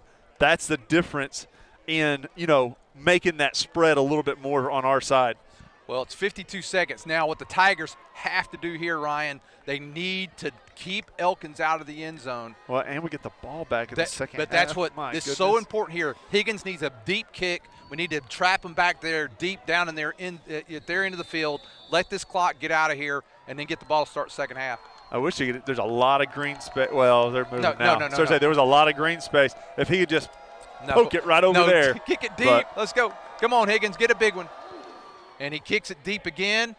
It's going to bounce, goes into the end zone. Good job, Higgins. So Higgins has put 2 in the end zone tonight. Elks will take over 1st and 10 at their own 20. 52 seconds to go in the first half. The first quarter went by. It feels like I blinked twice and it was over. Because we ran both teams. Second quarter is taking a little more time. Scoring. There's been more scoring. We've had 3 scores in the second quarter, and we've passed. Both teams have passed a little bit. I have to check that Green Forest Berryville score. The toilet bowl? No. The pillow fight. It's Green Forest 12, Berryville 6. Oh. That was bad. I shouldn't have said that. I'm sorry. 52 seconds. High snap going to be given to 10. Drummond. Drummond is drummed down by Sorters. Hey. Normally I would say he found a stump or a fire hydrant, but that time is an open field tackle. Sorters just does the good thing, gets him down. It's not a big hit. It's just a great tackle. 2nd down, 30 seconds to go. As Elkins going to start the second. They got a couple plays here. They may try to go deep. We got to keep – Mason needs to be smart. There's the quick pass underneath, but no good. Sorters almost there again. Ryan, it's 3rd down. We might get it one more time. Well, they just stopped the clock. That's what I mean. You got that timeout ready? We got 2 left. I know. That's what I'm saying. You got it ready? If this right here is a run and they go down, timeout, baby. Good thing we didn't use it a while ago, right? No. 3rd down and 8. 21 seconds to go here in the first half. I would say they get paid more than we do, but they don't. So poor coaches, they get paid nothing. At the little high snap, Johnson's in trouble. He takes up the middle. That's He's going what's to get the first dangerous. down. And I say he got the first down. He did. He did barely, but he did. 14 seconds. Now, if you're Elkins here, you take the timeout. You take the timeout. They just did. You got 2 plays here. You might as well take a shot at it. May even have more if it's an incomplete real fast. Yeah, but that didn't do you any good. if No. you got 2 plays, You got 3 plays. You're not going anywhere. Yeah. Well, 14 seconds to go. Prairie Grove needs to keep everything in front of them here, Ryan. Have played, other than the 2 penalties that kept us from scoring the first time we've had the ball. And the 2 4-point conversions, and the 2 or the fourth down conversions. 4th down conversions. The 4 Tigers, mistakes. Other than that, it's been super clean football. Luckily, Elkins has just also given us some mistakes. So,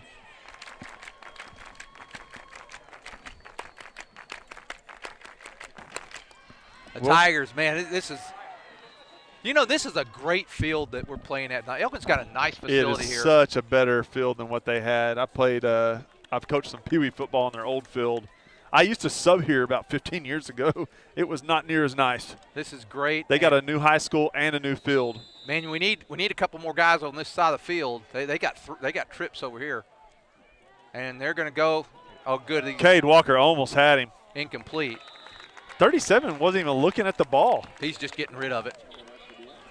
37 is a playmaker that hasn't touched the ball tonight. That's a surprise to me. I saw him do quite a bit. He may be hurt too. Maybe there's something going on there that we don't know. But 37, that's Trevor Shoemate. I watched quite a bit of film, and he was pretty solid. Well, 9 seconds to go here in the first Hubbard half. told me he was the guy that caught that big 4th down conversion down there on the other side. So they threw to him once, and he made the quarterback look good. So here we go, 9 seconds. Let's put a little pressure on, make this the last play. He's going to go deep. He's got a man behind everybody. How does that happen? That's 37. Wow. They're going to run out of time, though. Wow, how do you let somebody get that wide open on 4th down or with the last play of the half? Wow, that could have been a huge, huge momentum shift. Well, that's going to do it for the first half. We'll come back with halftime stats at the end of the half. A halftime sponsored by David's Roofing. Again, Naaman Bolstead, Dylan Moore, Miles Eubanks, our crew tonight. Ryan, we're going to take a quick break. We'll be back in about 20 minutes. Our church won't be bound to a building or hidden from those in need. This is our church. We believe in loving God, loving others, and serving others. We don't fear getting dirty, we won't callous to the needy, and we love unconditionally. Let's learn fellowship that can never be confined, and a mission that will always have purpose. Come join us at Prairie Grove Christian Church as we practice bringing God's Word to life and taking God's light to the world, one community at a time.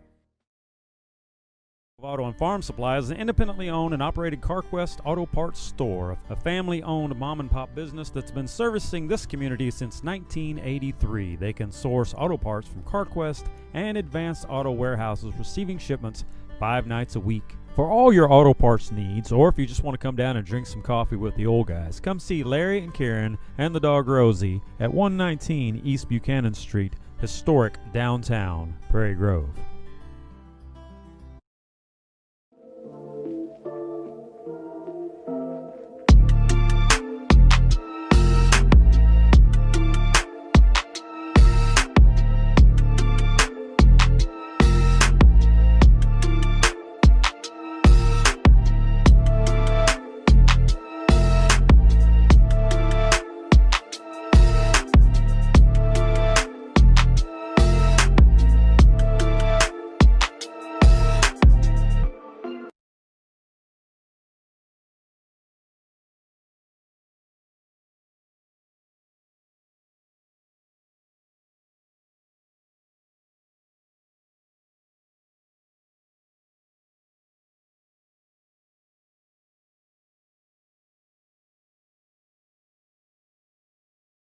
Our church won't be bound to a building or hidden from those in need.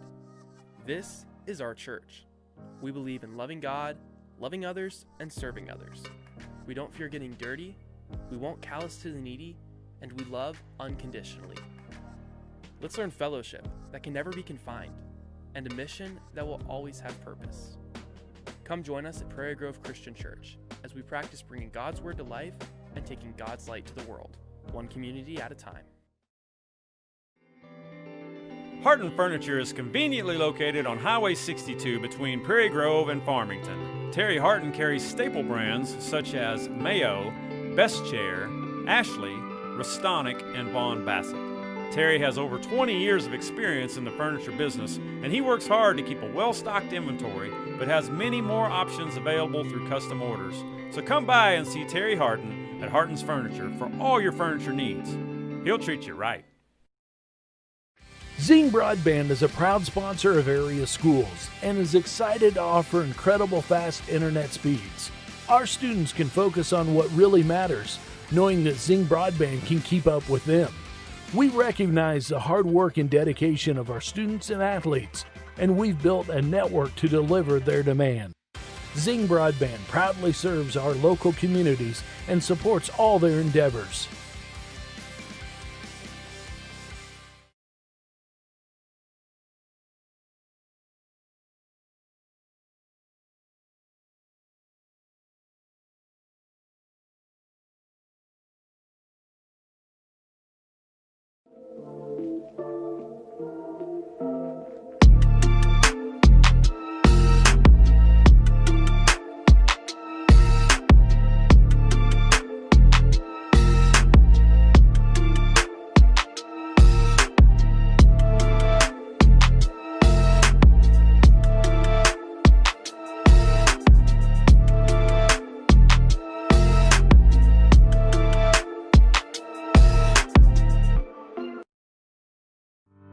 Kimball Mechanical Systems specializes in installing plumbing, HVAC, and electrical systems in mid to large housing projects, including subdivisions, apartment complexes, and military housing. Kimball wants to partner with more people who want to earn a good living in the skilled trades. Kimball is the largest mechanical contractor in Arkansas with 8 other locations nationwide.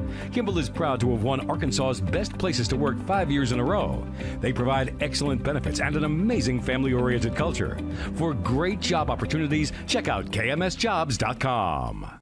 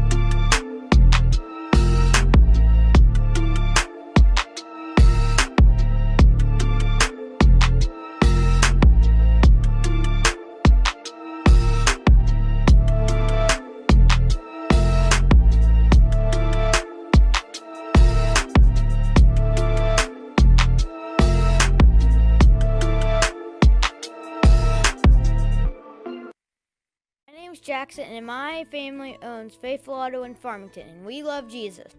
Being upfront and honest are part of our core values. You can come see us for your complete auto care. We offer computer diagnostics, brake work, air conditioning service and repair, front end and oil changes.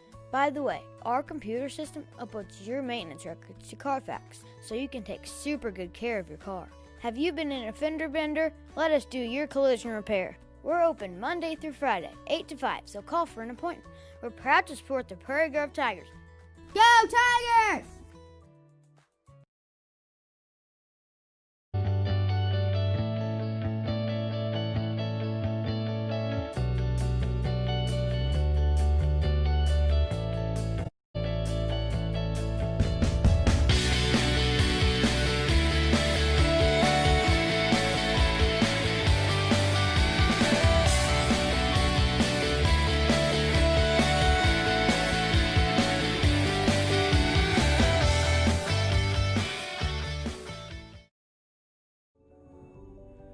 Wow, we don't have to tell you that 2020 has been a real challenging year. We feel that.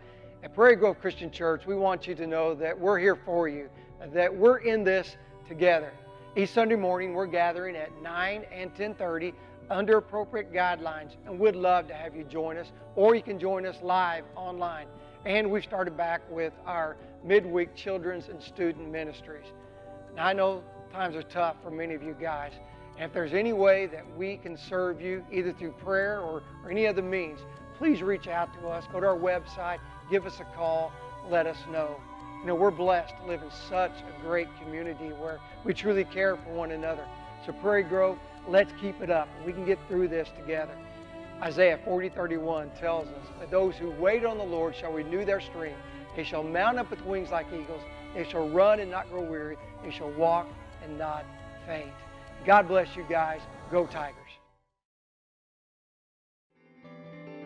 Harton Furniture is conveniently located on Highway 62 between Prairie Grove and Farmington. Terry Harton carries staple brands such as Mayo, Best Chair, Ashley, Restonic, and Vaughn Bassett.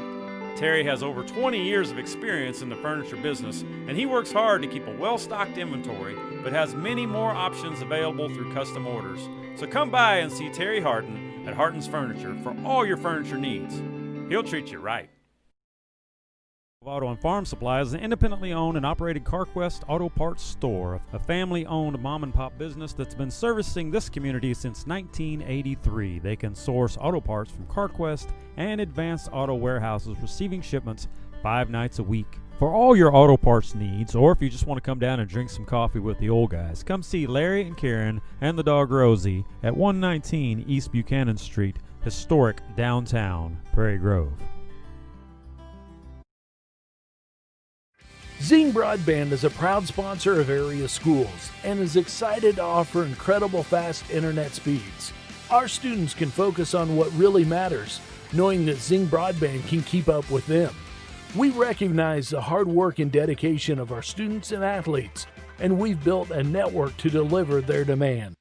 Zing Broadband proudly serves our local communities and supports all their endeavors. Our church won't be bound to a building or hidden from those in need. This is our church. We believe in loving God, loving others, and serving others. We don't fear getting dirty, we won't callous to the needy, and we love unconditionally. Let's learn fellowship that can never be confined, and a mission that will always have purpose. Come join us at Prairie Grove Christian Church as we practice bringing God's Word to life and taking God's light to the world, one community at a time. Auto and Farm Supply is an independently owned and operated CarQuest auto parts store, a family-owned mom-and-pop business that's been servicing this community since 1983. They can source auto parts from CarQuest and Advanced Auto Warehouses, receiving shipments 5 nights a week. For all your auto parts needs, or if you just want to come down and drink some coffee with the old guys, come see Larry and Karen and the dog Rosie at 119 East Buchanan Street, historic downtown Prairie Grove. Zing Broadband is a proud sponsor of area schools and is excited to offer incredible fast internet speeds. Our students can focus on what really matters, knowing that Zing Broadband can keep up with them. We recognize the hard work and dedication of our students and athletes, and we've built a network to deliver their demand. Zing Broadband proudly serves our local communities and supports all their endeavors.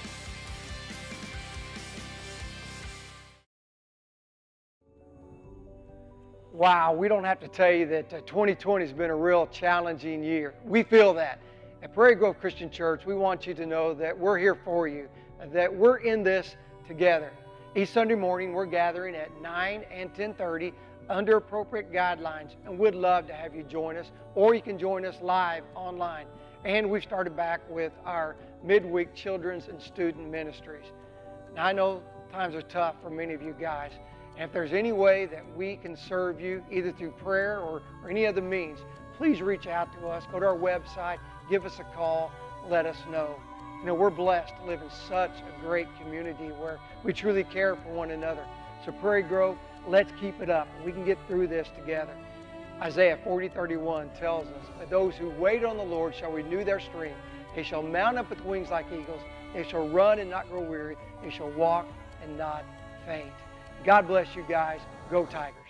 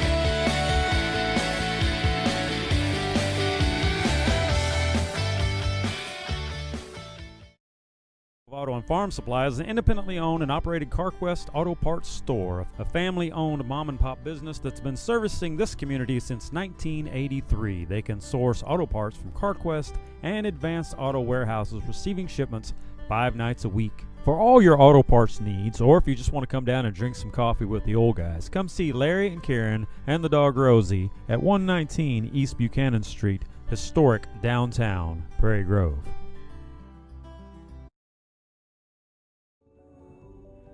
Wow, we don't have to tell you that 2020 has been a real challenging year. We feel that. At Prairie Grove Christian Church, we want you to know that we're here for you, that we're in this together. Each Sunday morning, we're gathering at 9 and 10:30 under appropriate guidelines, and we'd love to have you join us, or you can join us live online. And we've started back with our midweek children's and student ministries. Now, I know times are tough for many of you guys. And if there's any way that we can serve you, either through prayer or any other means, please reach out to us. Go to our website, give us a call, let us know. You know, we're blessed to live in such a great community where we truly care for one another. So Prairie Grove, let's keep it up. We can get through this together. Isaiah 40:31 tells us that those who wait on the Lord shall renew their strength. They shall mount up with wings like eagles. They shall run and not grow weary. They shall walk and not faint. God bless you guys. Go Tigers. Zing Broadband is a proud sponsor of area schools and is excited to offer incredible fast internet speeds. Our students can focus on what really matters, knowing that Zing Broadband can keep up with them. We recognize the hard work and dedication of our students and athletes, and we've built a network to deliver their demand. Zing Broadband proudly serves our local communities and supports all their endeavors. Our church won't be bound to a building or hidden from those in need. This is our church. We believe in loving God, loving others, and serving others. We don't fear getting dirty, we won't callous to the needy, and we love unconditionally. Let's learn fellowship that can never be confined, and a mission that will always have purpose. Come join us at Prairie Grove Christian Church as we practice bringing God's Word to life and taking God's light to the world, one community at a time. My name's Jackson, and my family owns Faithful Auto in Farmington, and we love Jesus. Being upfront and honest are part of our core values. You can come see us for your complete auto care. We offer computer diagnostics, brake work, air conditioning service and repair, front end and oil changes. By the way, our computer system uploads your maintenance records to Carfax, so you can take super good care of your car. Have you been in a fender bender? Let us do your collision repair. We're open Monday through Friday, 8 to 5, so call for an appointment. We're proud to support the Prairie Grove Tigers. Go Tigers! Kimball Mechanical Systems specializes in installing plumbing, HVAC, and electrical systems in mid to large housing projects, including subdivisions, apartment complexes, and military housing. Kimball wants to partner with more people who want to earn a good living in the skilled trades. Kimball is the largest mechanical contractor in Arkansas with 8 other locations nationwide. Kimball is proud to have won Arkansas's Best Places to Work 5 years in a row. They provide excellent benefits and an amazing family-oriented culture. For great job opportunities, check out kmsjobs.com. Auto and Farm Supply is an independently owned and operated CarQuest auto parts store, a family-owned mom-and-pop business that's been servicing this community since 1983. They can source auto parts from CarQuest and Advanced Auto Warehouses, receiving shipments 5 nights a week. For all your auto parts needs, or if you just want to come down and drink some coffee with the old guys, come see Larry and Karen and the dog Rosie at 119 East Buchanan Street, historic downtown Prairie Grove.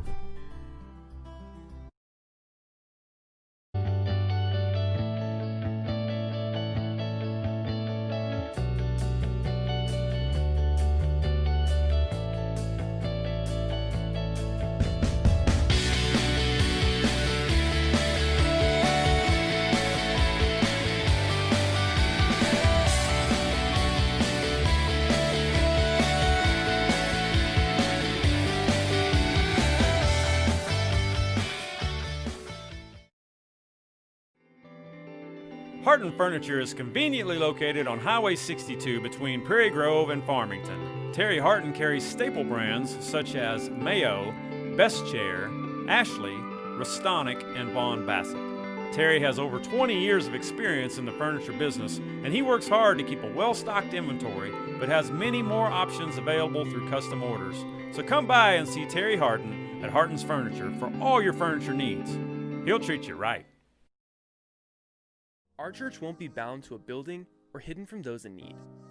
This is our church. We believe in loving God, loving others, and serving others. We don't fear getting dirty, we won't callous to the needy, and we love unconditionally. Let's learn fellowship that can never be confined, and a mission that will always have purpose. Come join us at Prairie Grove Christian Church as we practice bringing God's Word to life and taking God's light to the world, one community at a time. Zing Broadband is a proud sponsor of area schools and is excited to offer incredible fast internet speeds. Our students can focus on what really matters, knowing that Zing Broadband can keep up with them. We recognize the hard work and dedication of our students and athletes, and we've built a network to deliver their demand. Zing Broadband proudly serves our local communities and supports all their endeavors.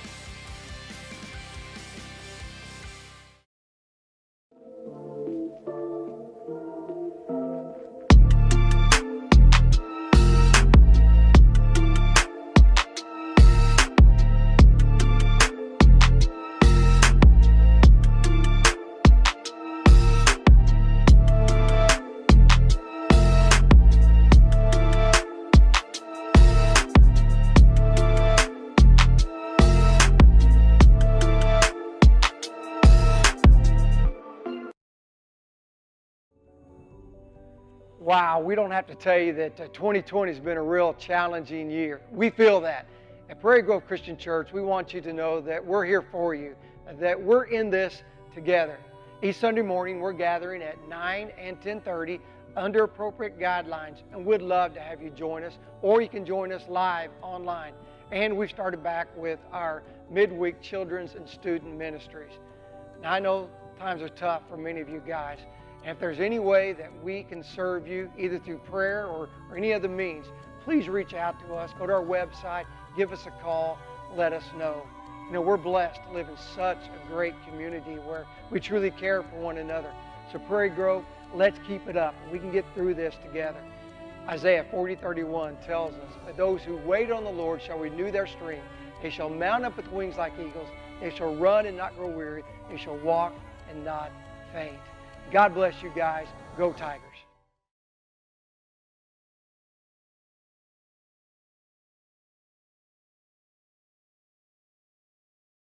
Our church won't be bound to a building or hidden from those in need. This is our church. We believe in loving God, loving others, and serving others. We don't fear getting dirty, we won't callous to the needy, and we love unconditionally. Let's learn fellowship that can never be confined, and a mission that will always have purpose. Come join us at Prairie Grove Christian Church as we practice bringing God's Word to life and taking God's light to the world, one community at a time.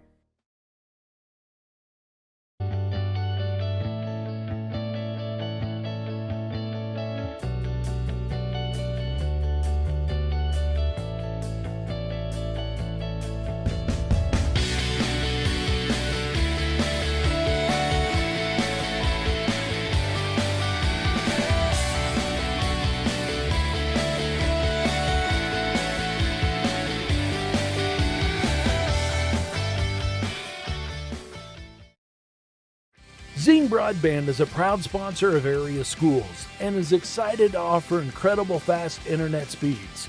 Our students can focus on what really matters, knowing that Zing Broadband can keep up with them. We recognize the hard work and dedication of our students and athletes, and we've built a network to deliver their demand.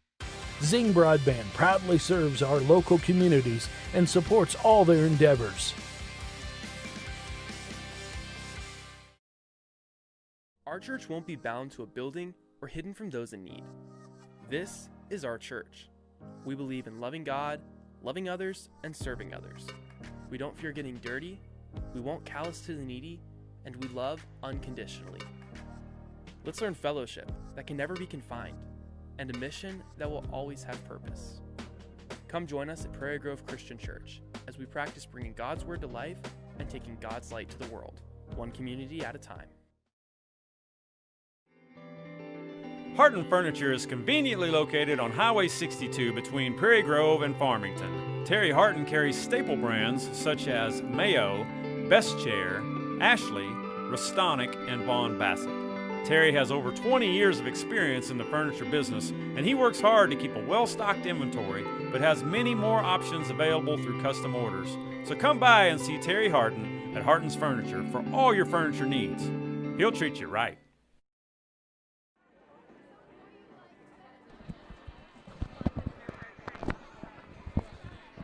Okay, we're back with you, getting ready to start the second half. Prairie Grove will receive. Looks like, wow, I got a lot of the good hands people up here in the front, and you kind of got to expect, since all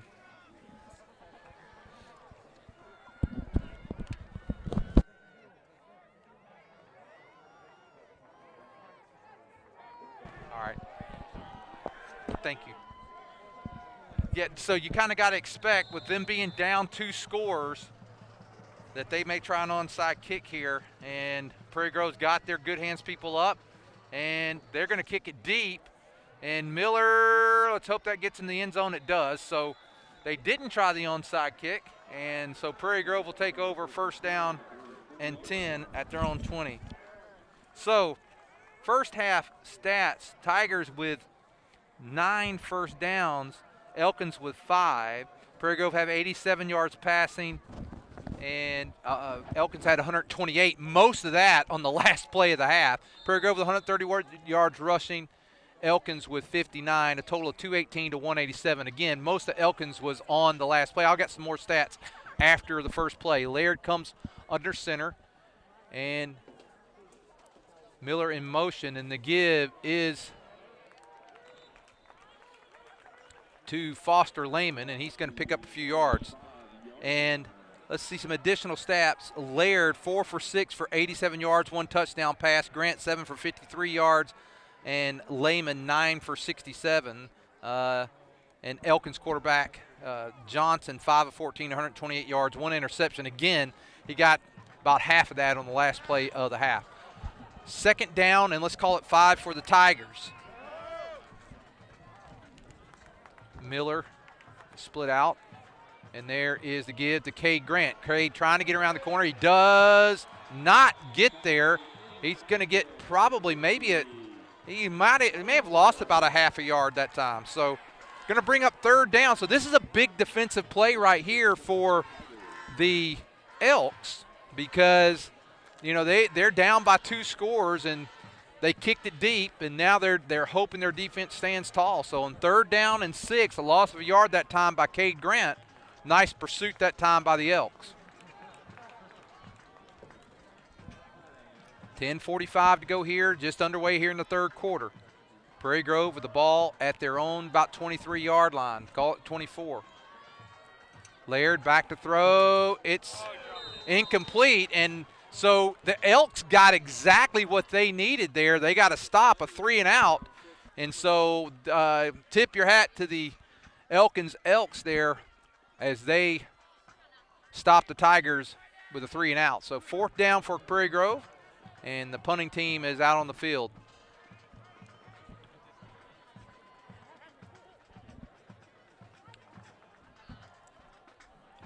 Higgins in to punt. Looks like they're a man short, and Somebody needs to get in quick. We're down to 10 seconds. And, wow, down to 5 seconds on the play clock.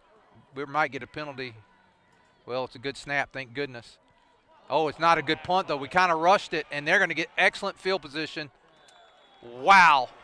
That's what happens a little bit times whenever you just don't have the right guys out. You kind of rush everything, and wow, they're going to get excellent field position. Peyton, normally a really good punter. That time I think things were just rushed a little bit because of the late getting a player in. And so that's Elkins starts over. Boy, it couldn't have been a better first half or second half start for the Elks. They've got the ball first down and 10 at the Prairie Grove 33. So, boy, that paid off for them. They didn't try the onside kick and give us excellent field position. Instead, they let the defense stand tall. They did.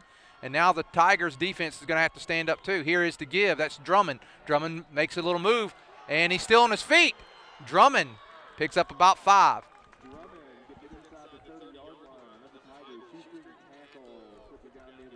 Looked like we were going to get Drummond back for a loss, and instead he breaks a couple tackles, gets up to let's call it the 29-yard line maybe. So second down and 6.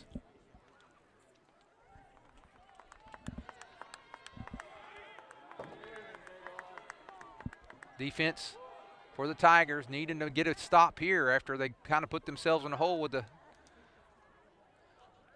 error on the special teams play. Here is a keeper. Can Hall get him, wrap him up? At least he slows him down. What nice job by the quarterback Johnson. He's able to, not just able to put a little bit of move both on Cottle and on Hall.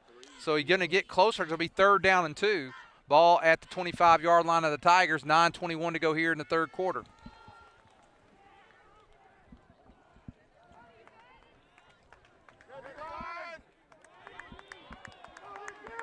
Third down and 2. Elkins with the ball.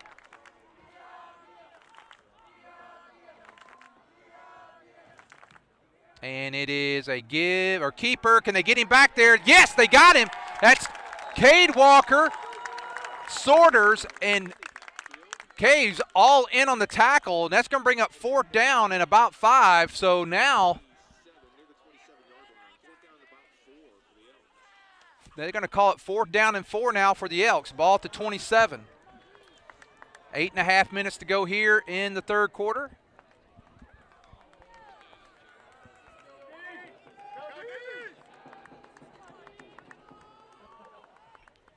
Great job that time by the Prairie Grove defense to stop Johnson.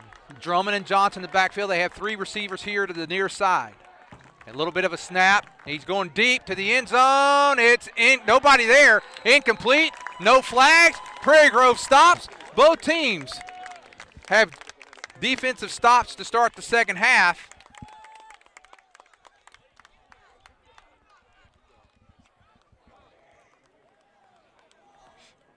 So Prairie Grove takes over now with the ball at their own 27. So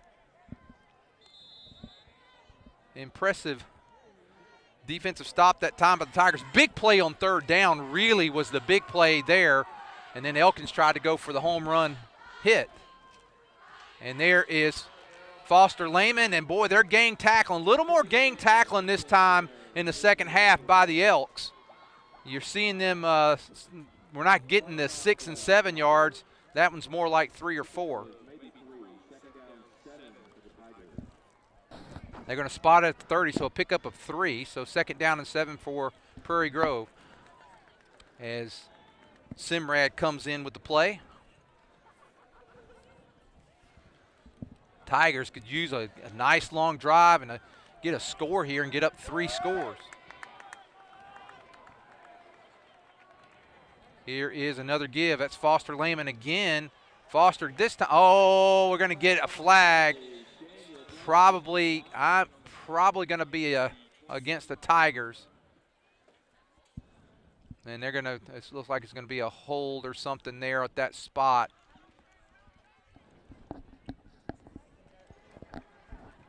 So penalty.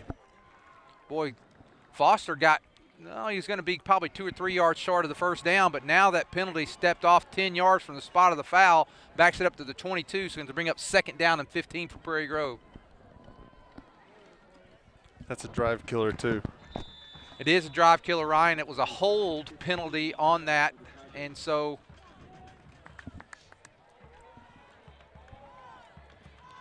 second down and 15 for Prairie Grove. We moved. And now it's going to be 2nd down and 20. Looked like Orr started coming out of a stance a little bit early there. Penalties are hurting the Tigers here.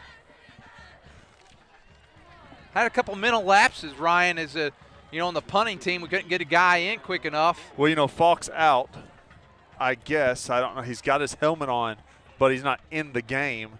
And so then they have to bring a guy in to kind of fill his spot, and then we kick it off the side of our foot.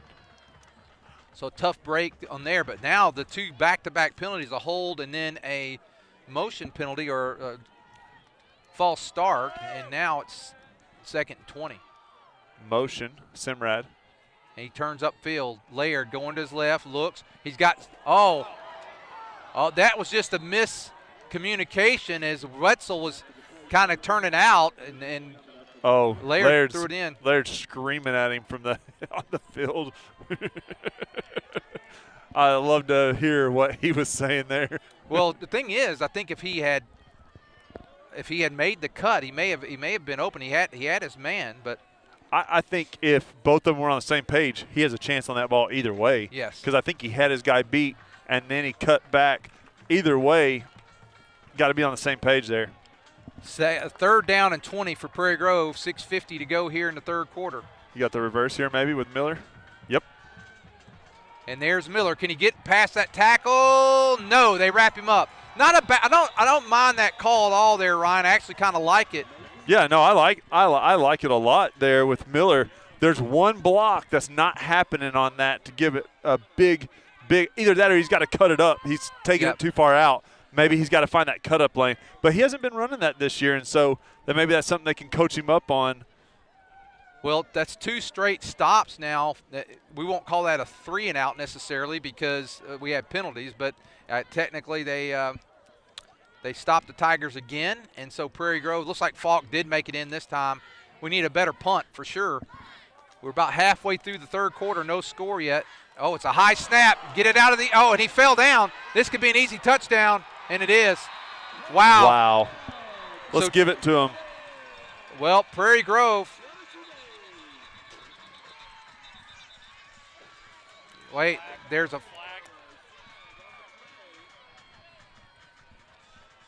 flag down.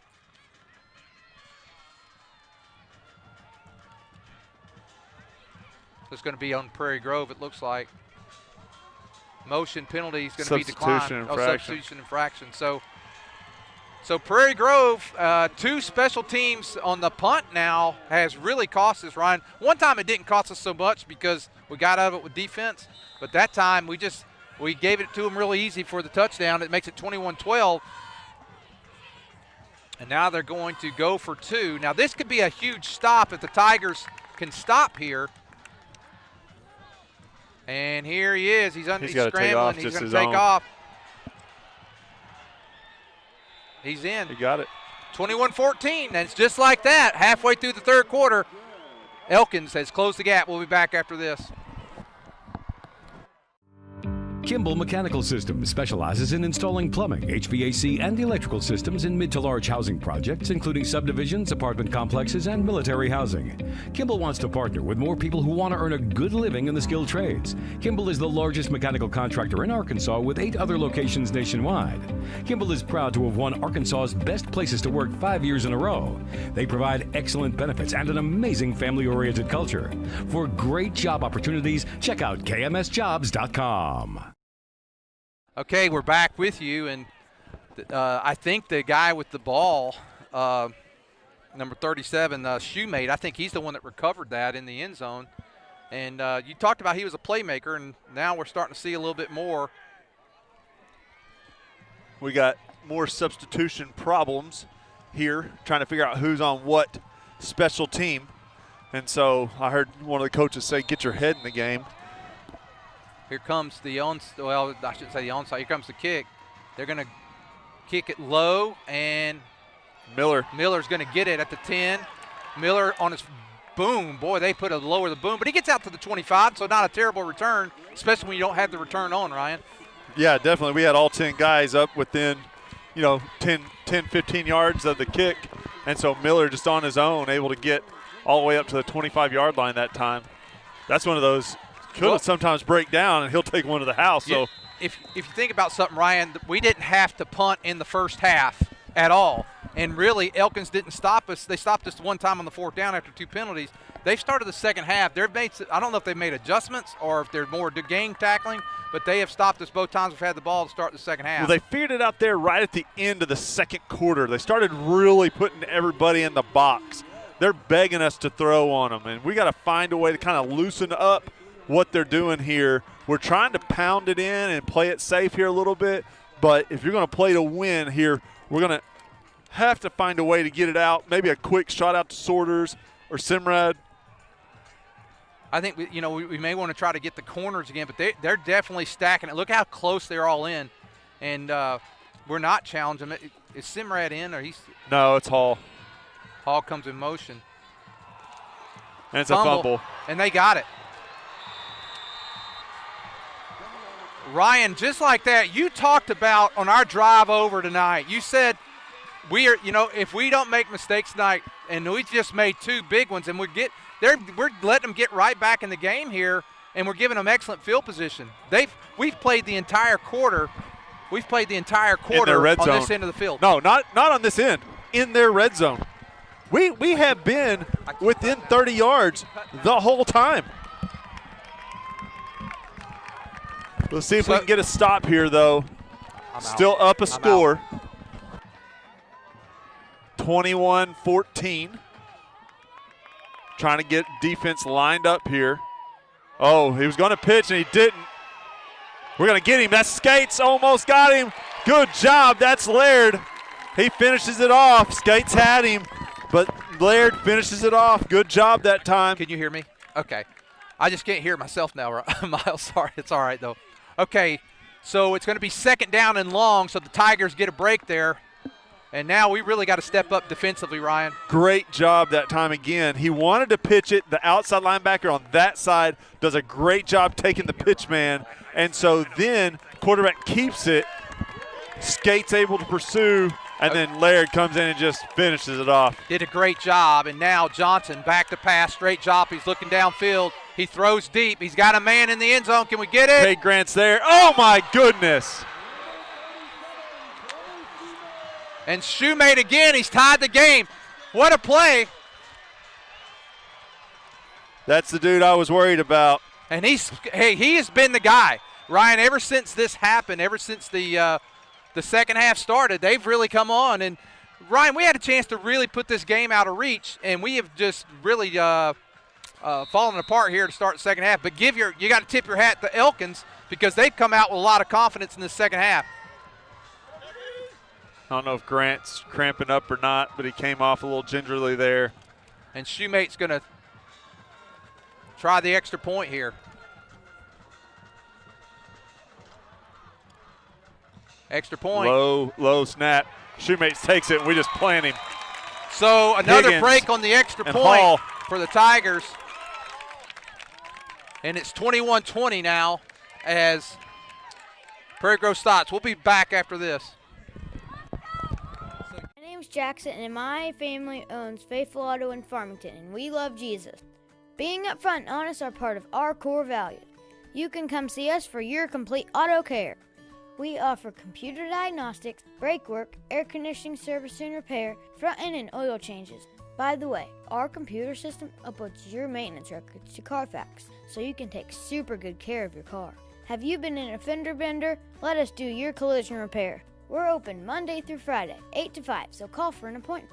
We're proud to support the Prairie Grove Tigers. Go Tigers! We're back with you, and Ryan, what a second half. Prairie Grove with 2 big turnovers. When you say what a second half, is that sarcastic? Well, you got to look at it. I mean, we snap it over, and then Higgins falls as he couldn't even make it a safety.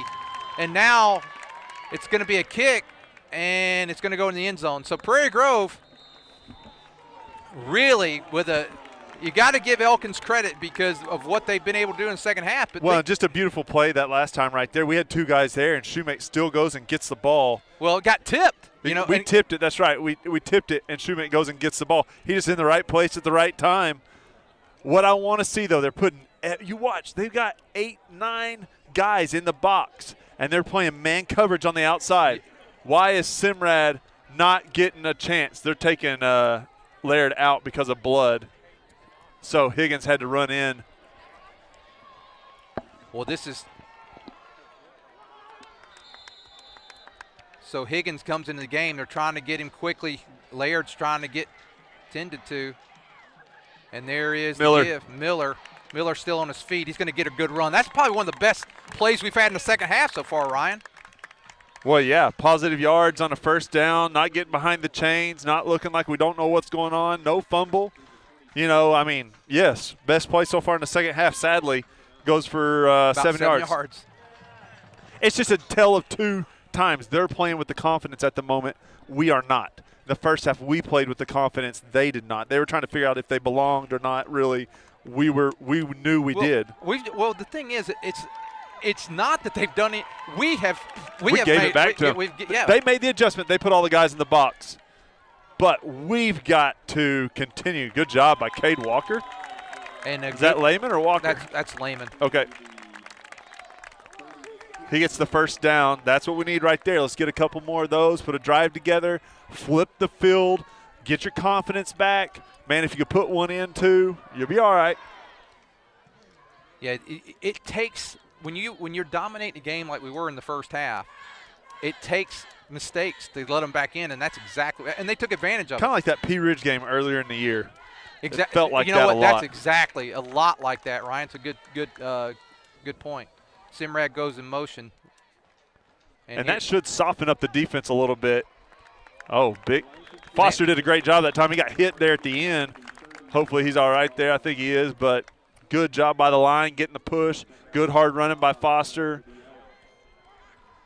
Pickup of about 6 yards there for Prairie Grove. I thought we might pass on that down that time, Ryan, because on first down? Yeah. I did too. Boy, look at they are stacked. They are daring us. And now there's Miller. Miller on his feet. Miller still on his feet. Miller inside Elk territory down to the 46-yard line. That right there, they've got everybody in the box, but instead of running it up the middle, we're going ahead and hitting the outside. Tight end, wingback do a great job blocking that time, and you're able to get to that kind of that edge, that soft spot right there, and Miller does a good job. I'll tell you, with all those guys in, at some point you got to take a shot, right? Of course, you got to have some protection because with that many guys, they may get back to the quarterback pretty quick. I go Miller right here again, right here to this near side. And they do. They go to Miller just like you said. Miller still on his feet. Miller down the sideline. Oh, and a tripped up tackle there by number 3. That's Josh Allen. There's a flag. That flag, though, is in a place where either a peel-back block or an accidental face mask. No, that's probably going to be holding or blocking the back. I can see a peel-back. But if it happens, depends on if it's a spot foul, we're still going to be in pretty good shape. Should be a spot foul.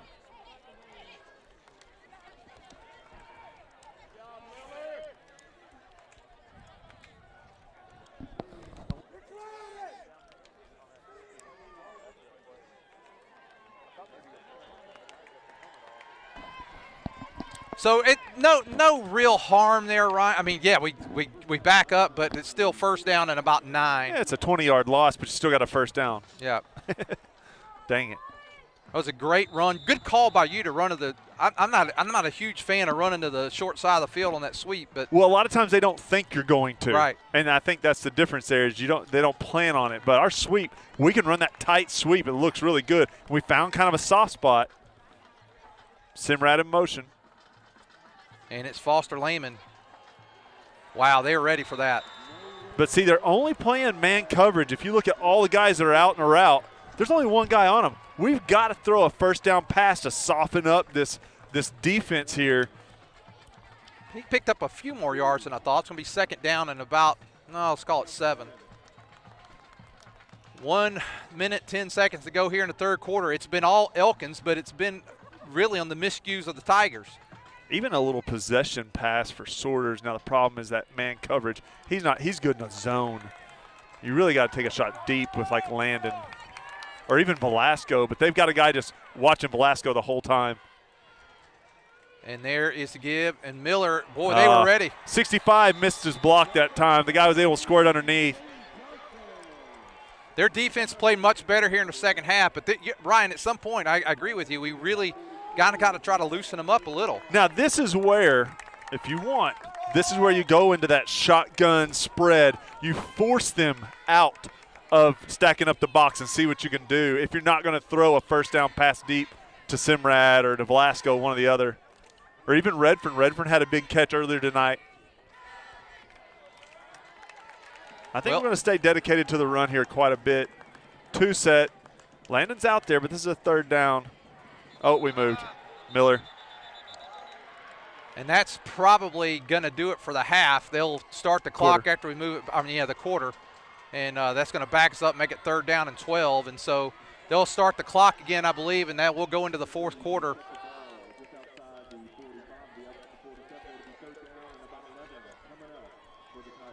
I thought they'd start it, and let's see. There they go. That's going to do it. So that's going to be the end of the third quarter. Prairie Grove hanging on to a 1-point lead, 21-20. We'll be back after this. Zing Broadband is a proud sponsor of area schools and is excited to offer incredible fast internet speeds. Our students can focus on what really matters, knowing that Zing Broadband can keep up with them. We recognize the hard work and dedication of our students and athletes, and we've built a network to deliver their demand. Zing Broadband proudly serves our local communities and supports all their endeavors.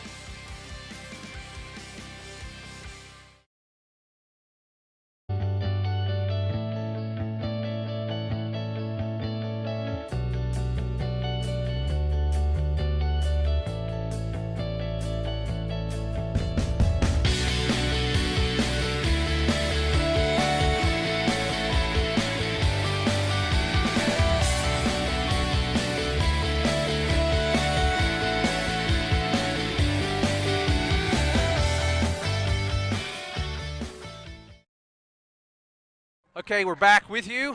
It's third down after the penalty, about 3rd and 11 for Prairie Grove. Ball's at the Elkins 47-yard line.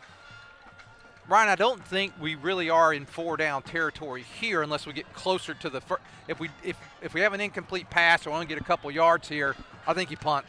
Yeah, we could. You can be aggressive on this side of the field if you want, but with the momentum, I don't see why you don't. But now, we've struggled punting as of late, and with the snap, so maybe you don't. Twins to this near side. And Laird's rolling to the right. He's got pressure. He's going to get sacked. Now you punt. That's Trevor. That's Trevor Shoemate again. He's everything for him right now, Ryan. He is. 3rd and long. You know we're going to try to pass. I'd rather pass from the shotgun than the rollout. You just don't give him enough time right there. I'm gonna have to talk to the OC here and kind of get a little different look going on next series. I just feel like Elkins is dictating us right now. They're putting everybody in the box and daring us to throw, and that's not the goal. Well, defense is going to have to step up now, and they're going to come after the punt. And again, not a good punt. He went for a first down though. And you know what? He got a nice bounce. He did. It went 20 yards.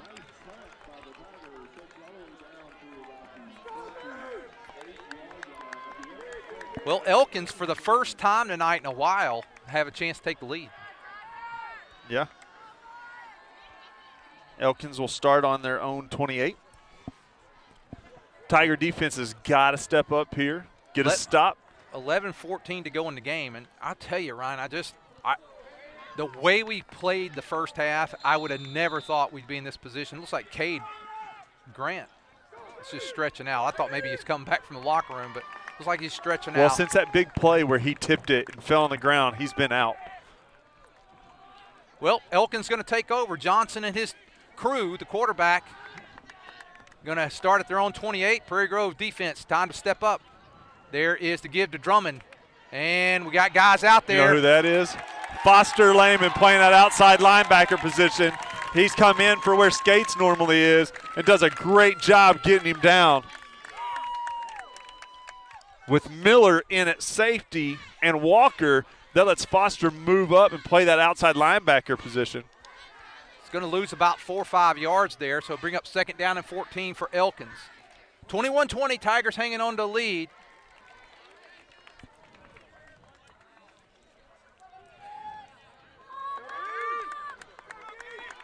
Higgins out here on an island against number 7, Tyler King. He's got the height advantage for sure. Johnson. They got him. So they're going to get Johnson. Cottle, Adams, Foster, Lehman. They're back at the 20, so it's 3rd down and 18, so it's 3rd and long. This is what I love seeing, though, the defense setting the tone right here. We needed a stop. We needed to stop the bleeding here for a second. Offense not holding their own, let the defense step up and take over. The problem is they love 3rd and long.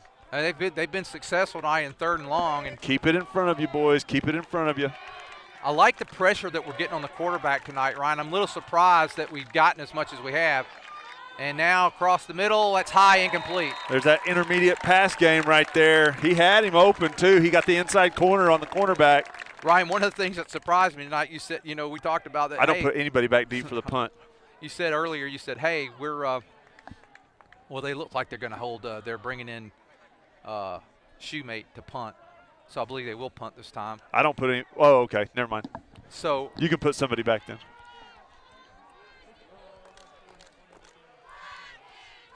There, it looks like we're not going to. They're still trying to figure out how to punt in a normal formation. You mentioned that, hey, they're normally not a second-half team, but, boy, we've given them a chance to be a second-half team tonight. Oh, wow. There's nobody back there, and that's a good punt. Punt's going to just go all the way back down to the 28. Well, Prairie Grove's going to start back, and they've stopped us there. We've not made really any progress. We've been on our side of the field every time we've had the ball, Ryan. We've not. Here's the thing that we did do right there is we established the defense again, and I'm happy with that. We've kind of been on the wrong end of the field. The offense hasn't done anything. The defense did a great job that time doing their part. Ryan, the defense has not done bad in the second half. We gave them a punt that they got in the end zone, and then we had one, and we had a bad punt. They got the ball at 28. So the defense has played really well in the second half. It's been a couple miscues on special teams. Foster Lehman. So the left side, that's the right side, but about 3 or 4 yards there on first down. That's Prairie Grove football. We don't mind that. That doesn't bother us. Well, it'd be nice to we really need to get something down the field. Yeah, we need to get something down. We need to get some points this time, Ryan. But you don't usually throw it on first down or take that shot on this side of the field. You wait till you get to about midfield. So if you can run for the first down here, 4 set. It looks like Miller's still in. It's a give to Foster Lehman. He's got room. Oh, Foster over the 40. He's going to have the first down. See, that's what you want right there. Let's get to about midfield, and you're going to see the shot to Landon. I guarantee you someone's in Absher's ear letting him know it's time. It's time. You get there. We got man-to-man coverage. We got to take a shot. We're just waiting for that opportunity in the game. Redfern will come in, split out wide. Laird, he must have went to the sideline to tell him what he wanted. Still in our base offense right here. And there's a give. And now it's an option. And Laird's going to get close to 10. I think he was about 9 yards that time. That's a good first down run, though. We don't run that a lot. It's effective a lot of times when we do, Ryan. It's a scary play. It's a scary play because you have 2 different mesh points. that are scary. But he did a great job that time, Laird. He didn't even go for the risky stuff.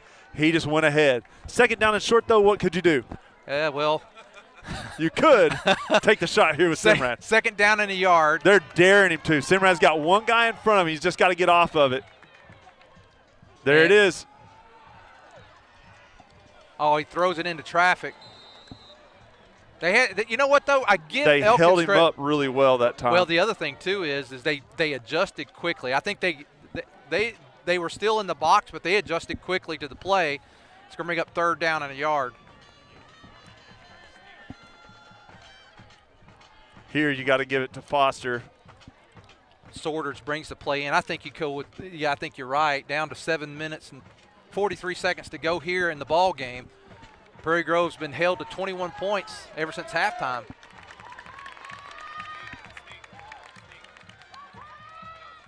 Foster Lehman, he got it. Boy, he had to earn it. He had to earn it.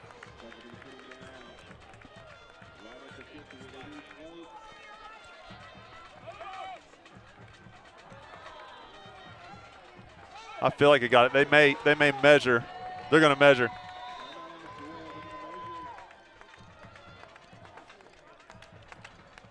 If not, you just everybody get right up there real fast and make them take the timeout. If not, you quarterback sneak that. If I'm Absher, I'm calling it right now. If you don't get the first, you run up there and you make it happen. You don't give them a chance. There's no way they'd stop it. He's short. Here we go, quarterback sneak, run up there. As soon as they get to the sideline. He got a bad spot, I think, Ryan. But I thought the outstretch of the ball had gotten him past the 50. I did too. But they marked him short. It's a big play here. 7 minutes, 37 seconds to go in the game. Either that or if you could line up in Arizona and make them spread out or take the timeout and then come under center. No, I think you do. I think you do the quick quarterback sneak. Well, I'd have loved to see if you could have spread them out somehow and then taken the quarterback sneak. He got it. Laird, I have a lot of confidence in him when he gets up there. He loves that. Well, he's strong. He's not, he is strong. You think about and him. He's bullheaded. You think about him about a year and a half ago, how much muscle weight he's put on. Oh, yeah. He's always been a heady football player. That's never been the issue. But even his speed he's improved on. He made great athletic play earlier, when he got the touchdown. The guy works his tail off, though. So it's 1st and 10 for Prairie Grove, ball at the Elkins 49. Miller. Miller. King. He's still on his feet. Miller still. Wow. Miller all the way down to the Elkins 35-yard line. Great run that time by Miller. King's out there lead blocking. And that's what you got to have. You got to have those guys, those guards out there pulling, and he did that time. There's a couple linemen, actually, that were able to get to the second level. Cade Grant's coming back in. So they're going to spot Miller at the 36. When Miller cut, if I went back and listened to ourselves whenever we do these broadcasts, I think I say often, Miller's still on his feet. Miller's on his feet. It's hard, but he doesn't go down easy. No, he doesn't go down. He's a hard-nosed kid. He's a great outside linebacker, great safety, great running back. Simrad is split out wide to the boundary side. And there's Cade Grant. And Cade's fresh. Cade's fresh. He's down inside the 20. Oh, he wanted more, though. He wanted more. He was flustered that one guy got him, but great job on a first down run. Cade able to take it for about 15, 20 yards almost. So he gets back in the game. He gets it down to the 20. So Prairie Grove with 6:05 to go here in the ball game, up 21-20.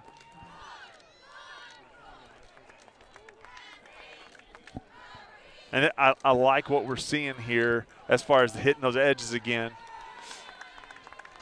Four set this time. You got Simrad on the field side. And here is the give. It's an There's option. Laird again. This time he pitches to Grant. Cade Grant down inside the 10. Another first down. Move them chains. Nice play that time. Laird ran the option almost to perfection. He waited till his guy committed. Then he makes the pitch. And it's inside the 5 all the way down almost to the 4-yard line. 1st and goal for the Tigers. 5 minutes, 35 seconds to go in the game. Best drive, obviously, of the second half for Prairie Grove. Oh, hands down. Hands down. No, that was the easiest line you've had tonight. I just said obvious. I was Captain Obvious. I called myself out for it. I'm just glad it's happening. You know what I mean? Like it was getting frustrating there for a second. 5 minutes, 14 seconds. Laird comes under center. He gives to Foster Lehman. Give him 6! Foster Lehman in the end zone. Hey! 27-20. And the Tigers, it takes them. You go for 2 here and try to go up? It's something to consider. We're thinking about it. It looks like, he's going to – Coach Absher holds up the finger of 1, so we're going to go for the extra point. Which, that's the safe call because then they've got to get the 2-point conversion. No, you force them to do the 2-point conversion. Yeah. 5:09, it took us, 18 minutes and 51 seconds to get some points in the second half. Oh, wow, it's a high snap. No way. Wow. No way. Wow. Wow. Unbelievable. Do you have that on the replay? Look at this replay here, Ryan. He stood up. Oh. When you talk about the heady play of Laird, that was heady. The snap's high. He doesn't freak out. He has to stand up to get it. Instead of throwing the ball or trying to run, he just sticks it down from straight up, makes him kick it like that. Great job by Laird that time. It was incredible. I thought we were going to do a fire. I was actually hoping we'd make a 2-point conversion off of it and take the 9-point lead. But nonetheless, It's 28-20. Another touchdown sponsored by PG Telco. Ryan, we need a defensive stop here because then you start forcing, them to take some timeouts and things. So time to step up here for the Tigers. And we do want to thank PG Telco for sponsoring all touchdowns this year. They've been doing that now for, I want to say, a handful of years maybe, and it's great to have that donation. So Higgins getting ready to kick. And it's a good kick, and it's going to be fielded. Oh, he's got to run that out. Need to get him back there. There you go. That's Abe. Abe Caves on the tackle that time at the 10-yard line. Special teams stepping up this time. I combined his name and called him Aves. That was number 3, Josh Allen, who he bobbled it. So then at that point, once it went in the end zone, he had to take it so he touched it in front. So they're going to start at about their 11-yard line, or is that right at the 10, Ryan? It's like the 10 and a half. It's right in between. So 5:03, essentially 90 yards to go for the Elks. Prairie Grove needs a stop. Well, and you're playing with that you can't lose the game. So you can be a little aggressive here, but keep them in front of you. But you can send an extra guy here. A first down drive's not, a couple first downs not going to hurt you. So 1st and 10, here is Johnson back to pass. He's got some room back there.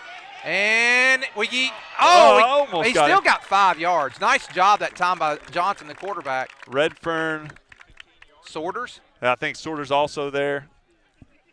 Boy, we almost had him back there in the backfield.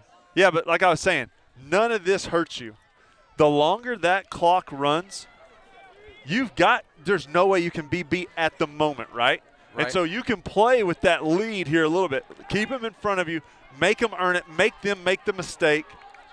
And now there's back. Foster. That's obviously a screen. So 3rd down now.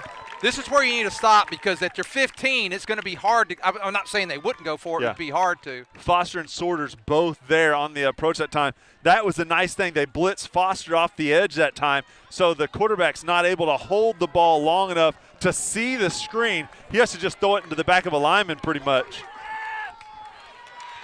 All right, let's see if I got a few more minutes I can stand. The leg's not throbbing yet? No. Not enough? It's probably cool enough you don't feel it too bad. I think I can put a knee on this. There we go. That works. We could have brought your scooter up here and had it sit down. We should have been thinking. 3rd down and 6 for the Elks. Trips here to the near side. And it's a high snap. He's back to pass. He throws it. He's got a man wide open. It's Drummond. Drummond was wide open. Higgins gets him, but why is there not a guy on him? Let's look at the replay. Who has Drummond? He's one of the fastest guys on the field. He was wide open. They get the first down. They're at the Prairie Grove 46, 4-17. Now, Ryan, you want to stop here because if you can stop them and get the ball back, it's going to be hard for them because the time becomes a factor. They'll onside it. I'm saying this. You stop them and don't get them in the end zone. Oh, gotcha. Because then you can almost run it out. So first down and 10, they get from out of the shadow of their end zone. Another screenplay. There's 37. They got to watch him. Oh, Velasco almost had him. Oh, Miller got him. Boy, Velasco was back there, tried 2 or 3 times. They finally get him a big loss. Back to the 43-yard line. Good job by Velasco and Miller, never giving up on the play.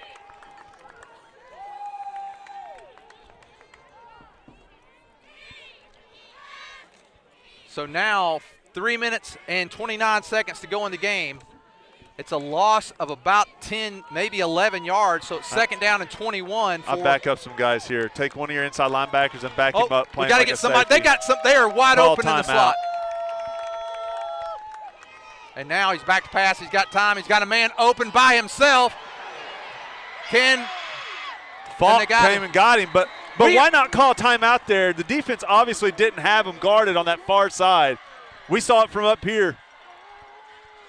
Well, you could see it, and I tell you what, on their passes, the guys are wide. It's not that they're wide open, right? We're sending extra guys trying to get pressure on the quarterback. Back them up. Keep it in front of you. There's a flag over here. I think it's going to be on a sideline warning is what it's going to be. No, that's fine. So a warning. The ball's at the 10. 3 minutes to go in the game, Ryan, and it's they still got to get the 2-point conversion if they do score, and we can still stop them here. So yeah, and on that one, they should have called a timeout and got your defense prepared. You got 3 of them. It was 3rd and forever. They love 3rd and forever, though. And can you get him back there? Foster almost had him. Cade Grant gets him, though. Cade and Foster, your senior, stepping up there. You also got Laird out there and Cade Walker. They get him in bounds, though, so the clock's still ticking. Well, that's what I don't like here, Ryan, is we're taking our time now to come back and score. Yeah. That's the unfortunate thing. If you assume that they're going to score, you assume they get the 2-point conversion, well, then you got to make sure you have enough time to go score. And you don't want to get into an overtime game because then it's a game of 10 yards and so many things can happen. If they're going to score, I hope they do it now. Second down, ball at the 10. Oh, hit him in the helmet. Wow. Hit him right in the face mask, didn't it? That's hard to see there. I think it went off his shoulder. Okay. Well, that stops the clock, so that's the other good thing. Great play call by Elkins there. Little crossing route. They get exactly what they want. And, hey, Johnson, I've talked about his intermediate game. He hit the guy right where he's got to. The guy just didn't make the play. The incomplete pass stops the clock with 2:04 to go. It's 3rd down and goal from the 10. 28-20, Prairie Grove leads.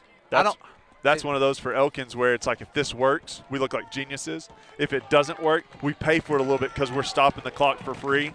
But they're not going to expect it. I think that's a fine play. It was second. Oh, it was there. Yeah. He's back to pass.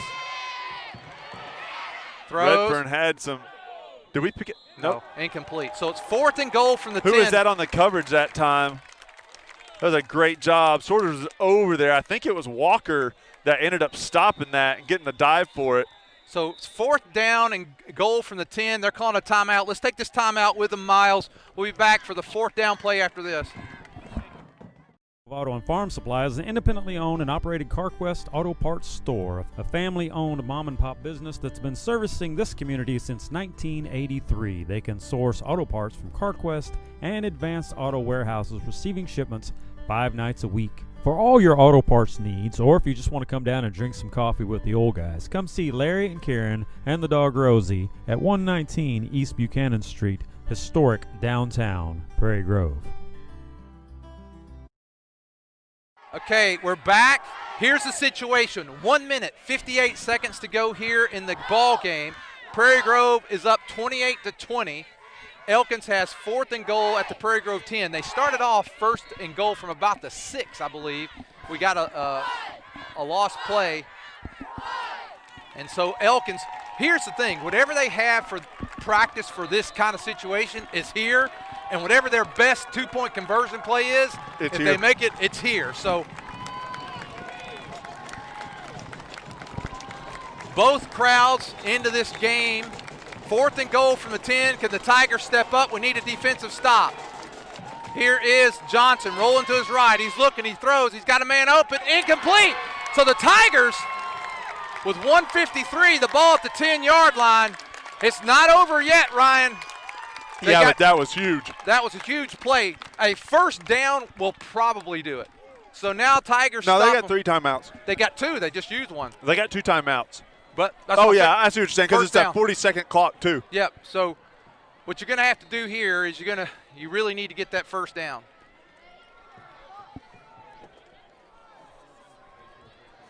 First down run. Can you get it to Foster and get 8? Can you get it to Foster and get 4? Well, here's what you're going to do. They are going to stack the box here. I mean, could you throw it deep for the jugular? I thought about that. But you know what? You don't want to score. You can't lose, though. You can't lose. It's a give to Cade Cade Grant. Grant. Cade trying. Stay in bounds, Cade. That was very smart by Cade Grant. Yeah, Did you see what he did? He saw he was going to go out of bounds, said, I don't want to go out of bounds. He cuts back into the field to get the first down. That was a huge first down. Now they don't if I'm Elkins, when do you take the timeouts? I guess they're going to take it on 3rd and 4th. Well, here, we don't need to rush here. No, we're not rushing. I'm just saying, like, when does Elkins want to take the timeout? I was watching him. I'm surprised they didn't take it there, but I guess they'll wait after this play. I mean, you can only stop it twice. Right. So I guess it doesn't matter, but. And there's the give. Foster. Right over the top of Cade Grant. Cade Grant lead blocking. They're going to take the timeout. Well, take a timeout with 1:11. We're going to take this timeout with them. Next time we'll stay with it. We'll be back after this.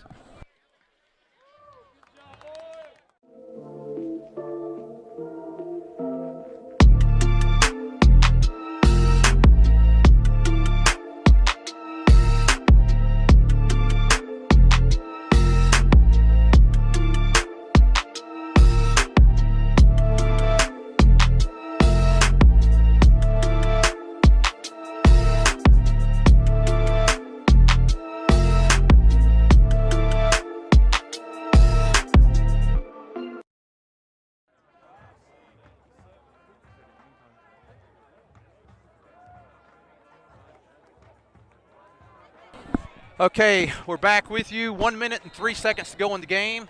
Oh, they adjusted the clock, Ryan. It was 1:11. I didn't notice or see. We'll take it.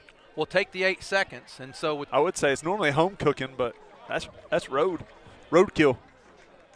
So this is layered. Is this? Oh, that's. I thought it was layered down here. I saw 40. I just saw the 0, but it's Abe Caves. He's feeling good right now. Yeah, that big. Back to 113. There we go. Okay, they went to 103. They was trying to get to 113. So now there's the home cooking you were talking about. 2 extra seconds. About 2nd and 5 for the Tigers. And it's a give. Cade Grant. And he's got the first down. Oh, no. It landed right on Ryder. Is that phantom flag? Is this the SEC officiating? No, but that just it's a killer because you get the first down that you need so desperately, and it's holding.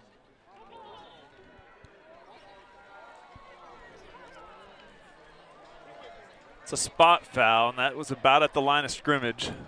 Well, they still stop. They'll start the clock after this of the penalty, so they'll have to take their time out. I started to say, really, that takes more time, and we kind of get an extra down. Elkins, could take that timeout now. Well, but no, it's a 25-second one on this one, so we can't run off as much. Well, no, but they're supposed to start the clock after the penalty. Yeah, they're not. That's okay.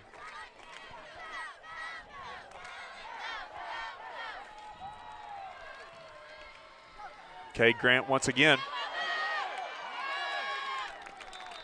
He's going to be short of the first down, but now they'll take their time out.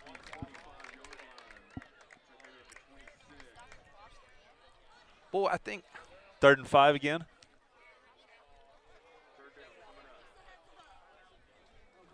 Let's thank our sponsors here real quick while we're in the timeout.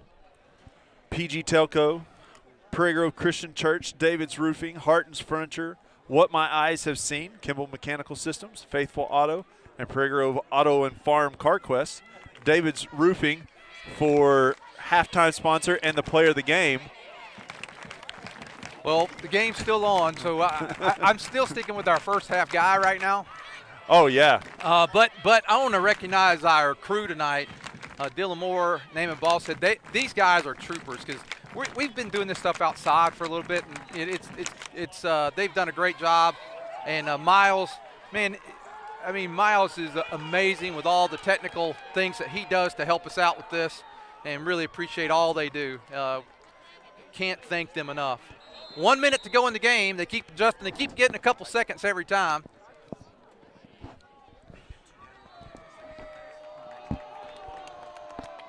So now it is 3rd down, and the give is to Foster Lehman. Oh, my. The option worked, though, there. Oh, no. That's Cade. Another flag.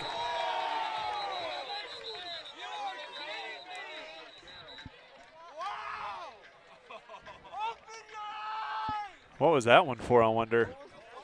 Another hold? The thing it's doing is we're burning clock the whole time. Well, what's bad but is we only got 6 seconds. But they're not allowing. What they're not doing is after the stop, they're not starting the clock back up. That's true. So now they should be stopping the clock because.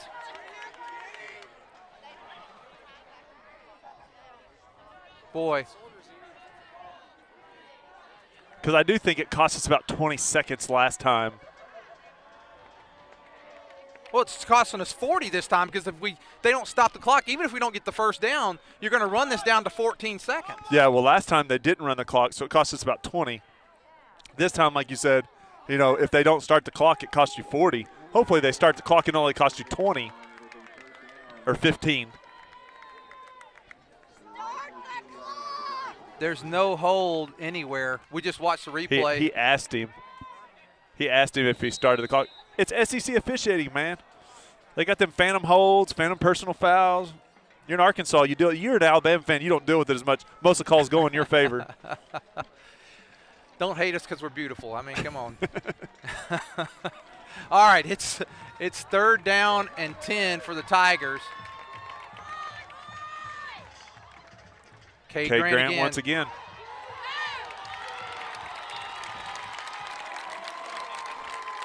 We're all hoping for the first down. I think we're short. Just a hair. Why are they stopping the clock? Why are they stopping? Keep the clock running. That's right. It's 4th and short. I started to say I don't think we'll punt, though. I think we'll run it down all the way to 1, and then we'll call timeout. And then I think what you do is you run a play. It's good. You're gonna run the clock off. You probably could because there's 18. There'd only be like 2 or 3 seconds. Get all the way down to 1. Call a timeout. If I was Elkins with that one timeout, you should have called it there, but. They don't have a timeout left. They used it. Okay, it says 1 on the deal. Yeah, they messed up. Yeah. So Prairie Grove.